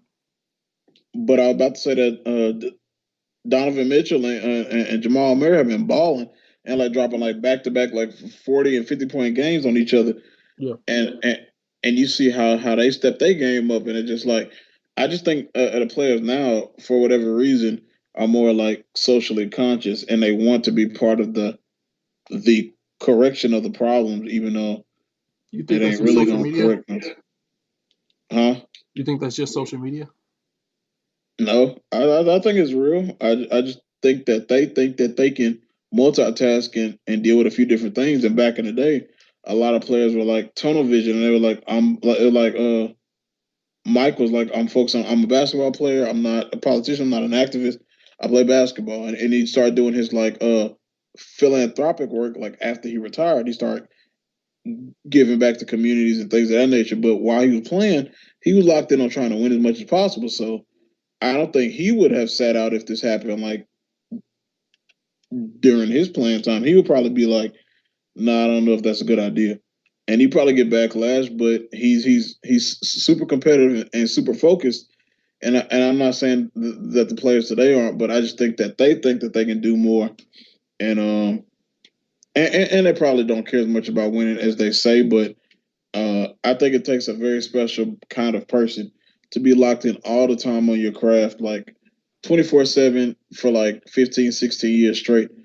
And that's why Kobe was so great because he had that passion that you just don't teach. But a lot of these guys, man, like a lot of them, like, hey, if I don't win, it's cool.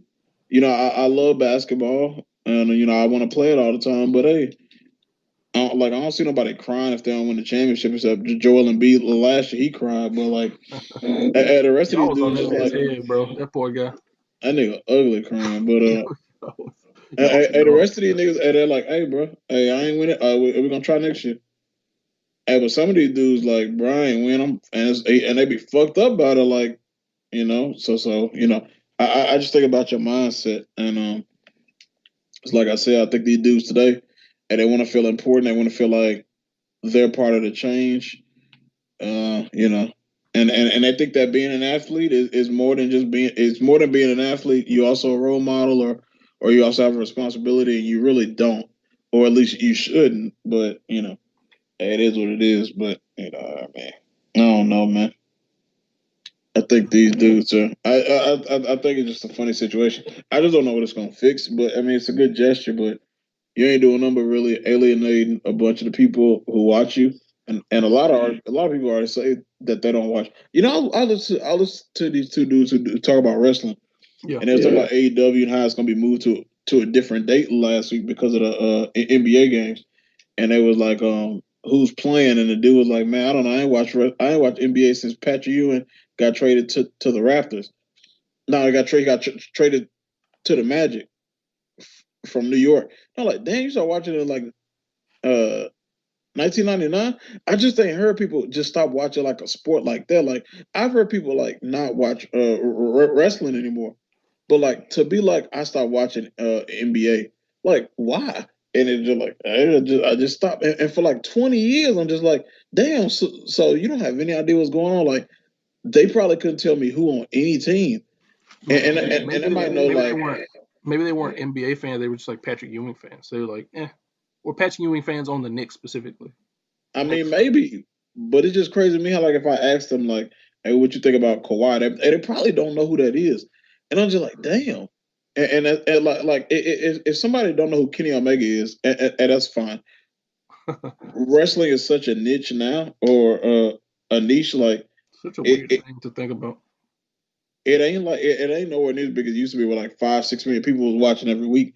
It's like at the most like 2.5 million, You and then on remember AEW, when we were kids and used to have them banners?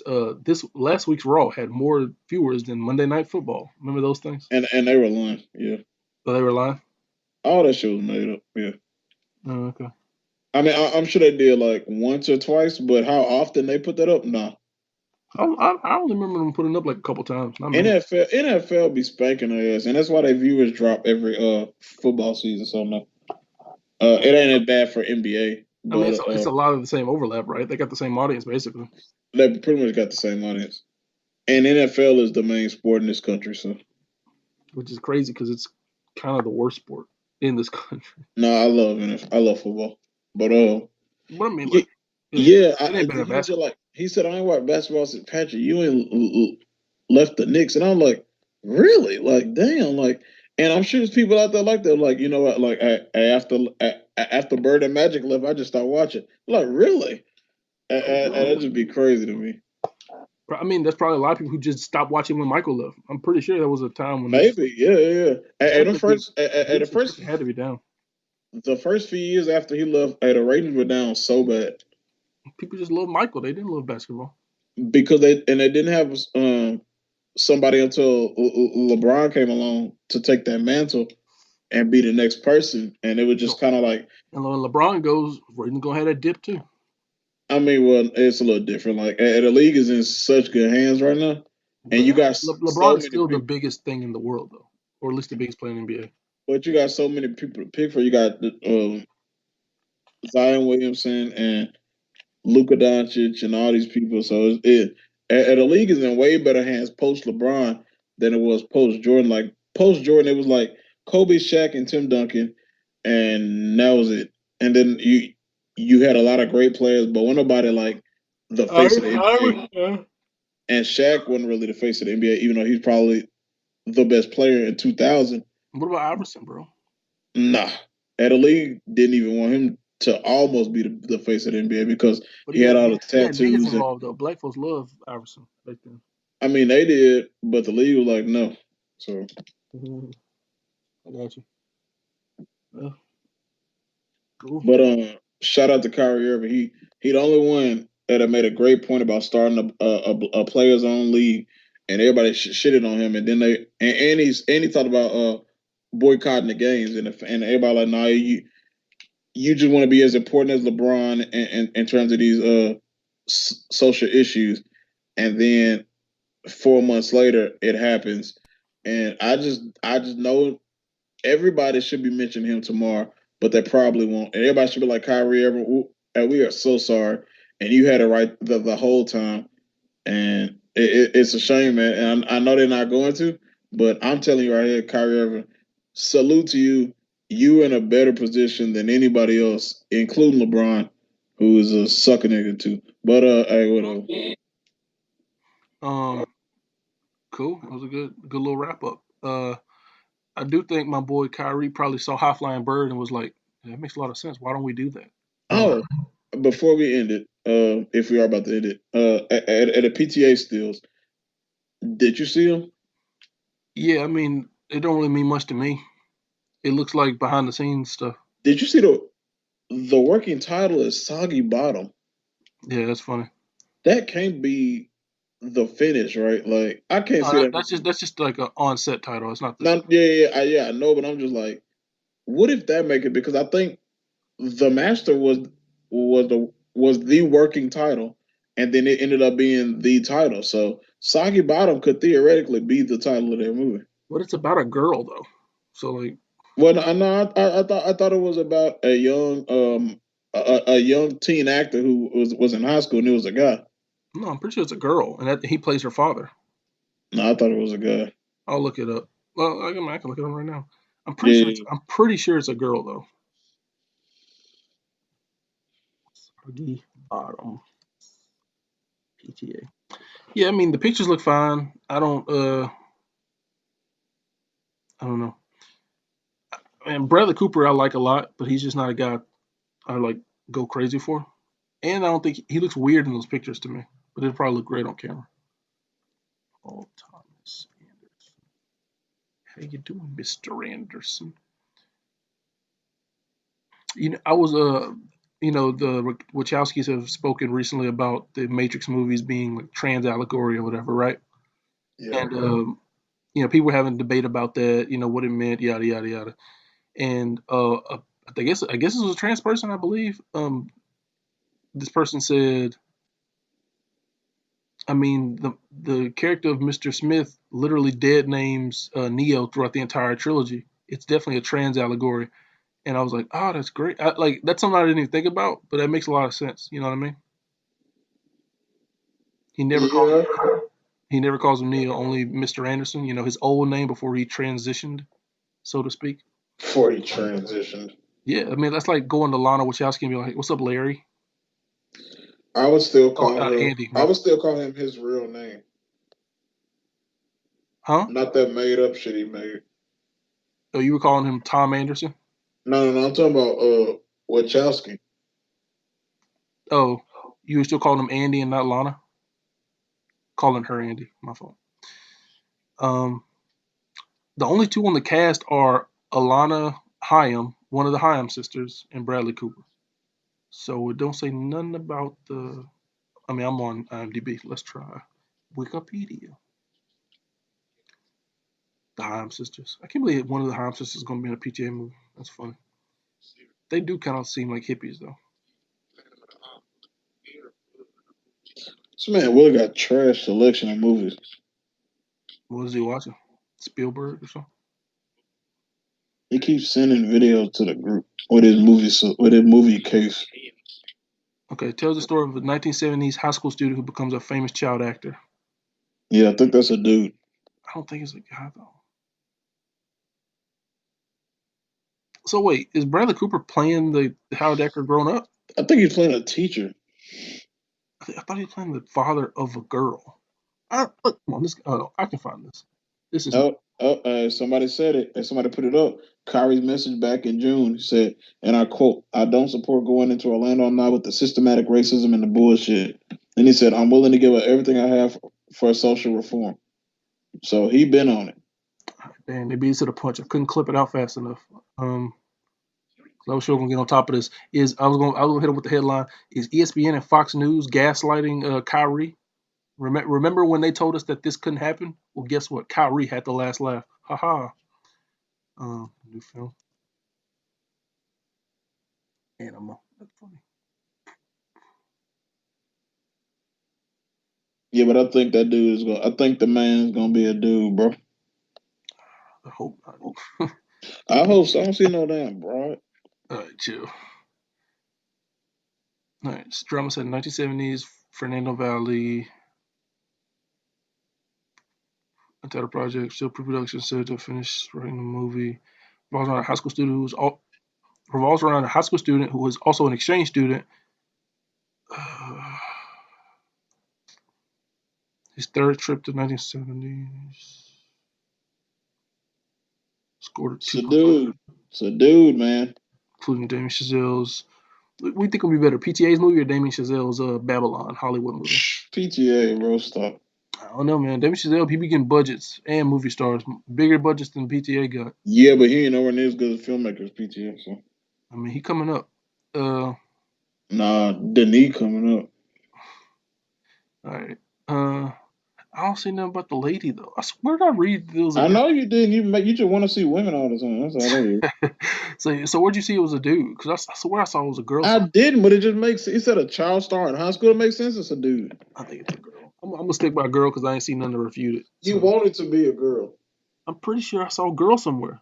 I'm not crazy. I'm not. I'm not crazy. That I'm man just not. Chance said abolish the police. He's sick for real. I mean, he ain't the only one who been saying that. To be fair, But all them niggas sick who said it.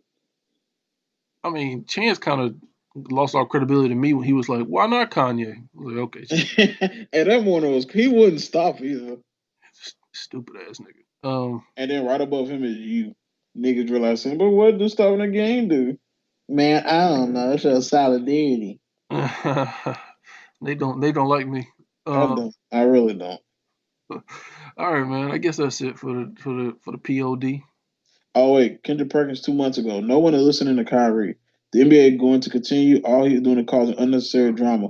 Also called Kyrie confused and attacked him for lack of leadership. He should publicly apologize to Kyrie. Yes, people are, on Twitter are saying it. People on Twitter are saying it. Damn, bro. I was really trying to get in front of this. I was really about to be like, yeah, we finna have a school. We finna call out ESPN and Fox Sports. Now all these niggas jumping on the bandwagon. Well, to be fair, Somebody said Kyrie was confused. That man was talking about starting his own league. Somebody said, bro, that was made up. He never said that. Stop paying Kyrie out to be bad. I did hear that that was false, but I didn't know for certain. So that part was made up. He didn't even bring that up. but They just said that on even then, that's not a crazy idea. it. Yeah, like how was that confusion? Like I mean, like It's niggas who want white people, bro. I'm trying to tell you, bro. it is weird that like Kyrie want to start the players believes like that sounds great. What do you mean?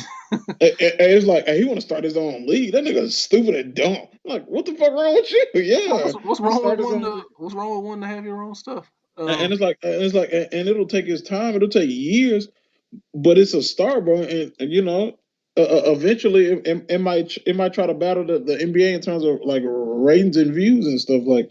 But you gotta have a long term vision. Like, hey, these niggas sick out here, bro. I'm trying to tell And you. also, if it was false, who out here telling stories about Kyrie? That's a whole nother conspiracy. Anyway, uh, I just love Kyrie Irving. I don't care what none of these dumb niggas say, man. Like, hey, that dude, he was ahead of the. He'd be ahead of the curve on a lot of stuff. And so people, you like Bill Sim? No, you like Ryan Russillo and Chris Paul. Like you just like that dude, even though he no, ain't. no, no, no, no. Chris Paul overrated and Ryan Solo got terrible takes. So Ryan Russillo was like Chris Paul is like one of the best players in the I NBA. know he ain't won not a damn thing. So But he's saying like he don't win. That's why people discredit him. But he's actually one of the best. he said, I said, yeah, if he was so good, he should have won, shouldn't he? And Ryan's like, you know, I like to call you nigger, right? I'm like, okay. I said, I know. I heard you. Oh, When you had to go. I said, I heard we all you. heard that part.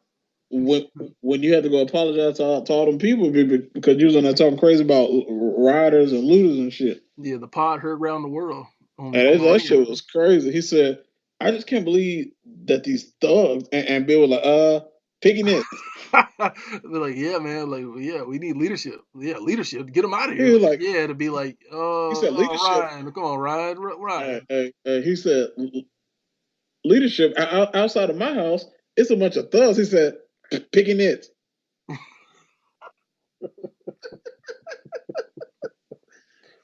Yeah, I can't even watch. I can't listen to that show no more because He said all I hear is he, Most rewatchable scene. That nigga crazy. Well, the picking this one is great though. That's just funny. All right, guys, we're getting down to it. Picking nits. Picking it. Hey, he said, "Who won the movie?" It's what's funny about the way you do it. It's like it's definitely Bill, but it's also like kind of half Josh Pruitt, and it's hilarious. You know what's You like crazy right about on the edge of like being like doing a Josh impression. Huh? you know what's crazy about that? I forgot who said it, but I think it was Jamie Foxx. Like, um, when he does Jay Z, like he does somebody else, and then it's It like, was Jamie Foxx, yeah. yeah, he said like to do Jay Z. He's like, I'm not doing Jay Z. I'm doing like Kermit the Frog, I think, and then it slowly morphs into a Jay Z. Hmm. And so I thought that was interesting. Because you said it's kind of it's Bill Simmons, but it's a little bit of Josh. And I'm like, yeah, those two kind of got some of the same inflection. So that would make sense if I pull from one, I go to the other. So yeah, you know, So what you're saying is you're trying out for SNL this season. I think I could be really good as in doing impression on SNL. I pick up people like speaking patterns like very quickly. Let me ask you a question before we get off this thing. If you like, let's say y'all moved to Chicago for whatever reason, and you like, would you go to like do an improv class and like try to get in like Second City or the Groundlings type stuff? Because Second those City people of the who do that, Ground. like Amy Poehler and Tina Fey, and they go on to do SNL. Yeah. Like, would you do like a UCB improv class type thing, that type of stuff? Yeah. I'd want to hone my skills. I want to do acting classes for sure. I would love to get classically trained because it just feels good to say that. But I mean, you could probably still try for Juilliard if you wanted to. I don't know how well it would go. It might be disappointing, but and I don't know how I'd pay for that. That's expensive. hella expensive. I mean, go to a JC, take some classes there. Go to a non-art. I mean, that's probably the best case scenario. You just go there and act for cheap. JC's like what, like $500 a semester?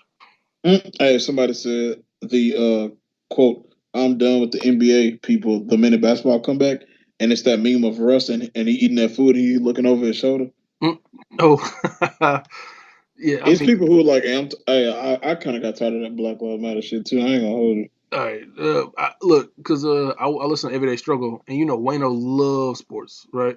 Yes. And he was like, I'm so happy to have basketball back. So I'm waiting on him tomorrow on the Everyday Struggle to be like, look, man, I'm all about I'm all about Black lives, but like, come on, basketball. So I'm just starting to get back in. I'm just starting to get back into it. What? Because he always be like, well, what are we fighting for? We just out here protesting for nothing. Like, what's the plan? I'm like, all right, Wayno, you I want to mean, there work do the need to be a moves, plan. you know. Niggas Why y'all so against plans? I'm not against playing. Niggas just be out here for themselves, bro. It's really transparent. I saw a clip of You Flagrant 2. should be. I saw a clip of Flagrant 2 and like Schultz and them. They were like, why are they denying these businesses in New York the ability to open if they're following the rules? And I'm like yeah, that's a good point, Schultz. They should. And he was like, the comedy club in Long Island, they closed it down. I'm like, oh, you doing this because He you only want care because about the comedy club. I'm like, oh, you doing this because you got gigs there and they ain't letting you perform. I see what it is, but it is what it is. Anyway, picking nits. Picking nits. Hey, that man said. Hey, that man said. What's the uh, most recent episode again? it's 40-year-old virgin. It's really good. Okay. Who all? Wait, it's Chris, Bill, Sean. It's Chris, Bill, Sean. Oh, so It's the three. it's the big three. It's the big three. And whenever they own it and it's a good movie, I'm like, all right, cool. But Look, you see Van and Wesley, you're like, oh, it's some niggers on when screen. I see Van and Wesley, I know it's a nigga movie. It's probably Belly or some shit. You see like, come on, Billy's a good movie. When you see Bill Simmons, Van Lathan, Wesley Morris, like, oh, I know what this gonna be. Oh my gosh. No. And when I see Cause they gotta have a white in. They gotta have Bill in. Bill, Jason Concepcion, K. Austin Collins, and Wesley Morris, I'm like, I don't know watching this shit. I'm not like chaos because it's always funny to me when I'm going back to the back. I'm like, who are these people on this episode? Like I don't know Yeah, anybody. bro. At the beginning, and they just had some people on these bitches. I'm like the movie I'm cool with, but like no Bill, no Sean, no nobody. Like I don't know any of these names. It's people I didn't know they work at the Ringer. Yeah. Oh, that's crazy. I was trying to think of one. He said, "What tastes the worst?" um, most rewatchable scene. Um, for sure. Dion Waiters Award. Heat chip. Overacting. They knew award. Chris Ryan really be getting into it. Um, Chris Ryan is his like. he be doing them impressions, boy. He be having a good time. You should have heard him on the Inglorious Bastards one, man. Oh yeah, he's always so animated. Yeah, Can you tell me about this movie? I mean, think about it. I'm like, all right, Chris. yeah. Uh, Chris Ryan be like, I think it's the movie that kind of made me who I am. You know, like oh my gosh, that is totally what he would say. That's pretty dead I, on. I I think he asked about Reservoir Dogs, and he was like, it kind of molded my understanding of the world as I knew it. You know, like Which I is didn't know people could talk like this in movies, yeah, and then Sean Finney would come in and be like, it's an interesting thing when you think about like, and that's how he started his shit. yeah, yeah. I mean, you really got the characters down. That'd be a funny SNL sketch. Uh, I'm really good at impressions. It's it's it's just why I was able to throw off Hilda that night when I had to pretend to be you on the phone. yeah, that's funny. Uh, it'd be funny if like you on SNL and it's like Black Ringer and it's just you. It's you doing a Bill impression, someone doing a Sean impression, Digging and it. someone doing. It is like the joke. The joke is, oh, we don't let white people on this show because obviously it's not made for white people. It You know, ain't. comment on the Ringer and like just they don't hire black folks for nothing. All right. That'd be pretty funny. Black Ringer. And What every was time he start the pod, I forgot what he'd be saying. He'd be like, damn, how he start the pod? Hold, I gotta go. I gotta listen to well, it, but don't he say a quote from the movie? Bill does. not. I'm not talking about like a beginning of the rewatchable. I mean like pod and period. A pod period. He'd be like, this is an episode of The Ringer. Dang, I can't remember what he say. Hold on, because it's gonna bother. I gotta see. Today's episode of the BS podcast on The Ringer. Today's episode of the BS podcast on The Ringer. At all of you saying. Okay, I got you. You don't listen to his podcast, do you? I do when he has a guest I like the Jason Segel one, Matt Damon, but not like. He got Seth Meyers on today, I think. I bet that'd be pretty good. I like Seth. I'm listening for the basketball stuff, then I'm gonna get off. I do think beyond the episode with Ryan Rasulo where Ryan was talking reckless. After that, when they do the fantasy draft, actually really good. I find that Oh really. yeah, I mean, look, him and Ryan is great, and Ryan They should really be definitely talking politics. and Ryan asked to be on more of the rewatchables, and people were like, no. He was like, and we're gonna get you on more, yeah. Because Ryan was like, he said, hey, have I fallen out of the Hmm. rotation for the rewatchable? Like he's like, he's like, I want to do more of them. I haven't done one in a while, and He Bill was was like, yeah. trying to, He's trying a to phase that man out. he's a you're gonna be on some more. I'm trying to get my Ryan right because he got a real like he got a He's a real crazy Boston voice guy. too. Real Yeah, Boston. Um, I mean, Ryan Rasulo is great on the rewatchables, but then also he does do like Wolf of Wall Street in the Town, and I'm like, do you like black people? Uh, he but definitely don't. So all right, obviously these are all jokes. We are not. no, we dead ass. We're not. Ryan Do Rosillo of the not Ringer sue hates us for niggas. libel. This Ryan the Rosillo of the this the Ringer hates niggas. this the okay. This the podcast that goes viral, and then Ryan was like, "So who are these guys?" Oh yeah, I'm suing the shit out of these And I'm gonna say picking its Ryan. guys. And then Bill's gonna be like, "No, son, look at that. Look at that impression. That's great. That's And me." then they gonna get me on that one too. I'm like, Hey Nate, you know what to say. Picking nets. You did it. You got it. he did it. Anyway, uh, Picking its. I didn't like how she acted in this movie. I think she could have did better. And man, he said you he's really, man, Nate, we got to get you on SNL to do this Black Ringer sketch. I'm telling you. It's go, just like put you in like put some scruff on your face, put you in a jersey or something. sit you, sit you. it's my good friend Van Lathan and Wesley Morrison. It's the rewatchables. and it's Friday. Coming soon. I think it'd be funny y'all doing a rewatchables episode, and it's just like a really obscure, violent black movie that nobody knows. I'm trying to think of What would be funny to like Don't be a discuss? menace to South Central or drinking your juice in the hood. Coming up on the rewatchables. They probably got that trademark. Coming up on the Watched Agains. I don't know. Coming Terrible. up on the running backs. This is Black Ringer, not to be confused with White Ringer. Black Ringer. It's just the Ringer logo, but with black written on top, and then not to be confused with White Ringer, which is just the Ringer logo. Which is the ringer. Hey, so we do not want any kind of copyright issues. We are the Black Ringer. Let's get started. On the Dion right, Waiters Award. Oh yeah, I think and that they're was great. your name's not Bill, it's Will. Will, not the Dion Waiters. Oh, my Um, fault. he said, I'm Will Bimmons, and this is the That'd be amazing. Will Bivens is like so obviously. That would be Will amazing. Bimmons is funny. Will Bivens. They were like, bro, we know who you're talking about. I was like, picking it. I don't know who you're talking Sil Bivens. Just swap the letters from Will to Sil. about. I'm still Bimmons, and this is the running backs coming up next. I'm Black Ringer. Daddy, Daddy boy, Daddy. That's one of my favorite openings. On the Shining episode, Yeah. I, Yeah, I love they were that. I cracking up listen to on that rewatch. Like every other time I wash dishes, I probably put that one on, it. or I put the Jaws on today. I love that episode. Uh, Big shark guy, see. and I love the town and obviously Wolf. Wolf of Wall Street. Ryan does need to be on more, but they need to pick him with a good movie because he was on Fletch. No, it wasn't Fletch. It was some like workout movie I didn't know about, and I ain't listened to that one. So If I went on that, I'd probably do like personal best or something. I'm like, let's talk about sports, baby. Um, have you ever seen Personal Best before? uh, personal best is like no You haven't? No. no. It's like a women Olympics team And I'm movie. Amanda Dobbins. I fucking hate Amanda. Okay, we get it. All right, I think on that note, I think we need to wrap it up. Um, go in, call to action.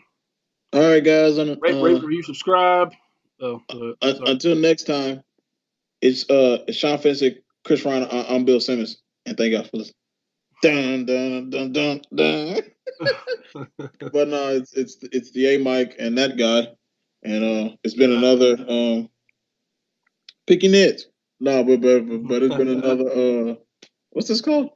Oh, Placeholder podcast. Yeah. Hey, I forgot. I thought I was at the ringer, bro. I forgot what podcast was called. They really was getting into character, bro. He went method. I'm Will Bivens, and I ain't know what happened. Yeah, Will Bivens is so funny. But yeah, Placeholder. Holla at y'all. Yeah, rate, review, subscribe. Tell a friend, share the podcast. And when you like, that means we get back into these seats and we get it going and it's the real Law Twins. You dig? Oh gosh, now we just stealing. Anyway, all right, we're out. 3, 2, 1. Peace.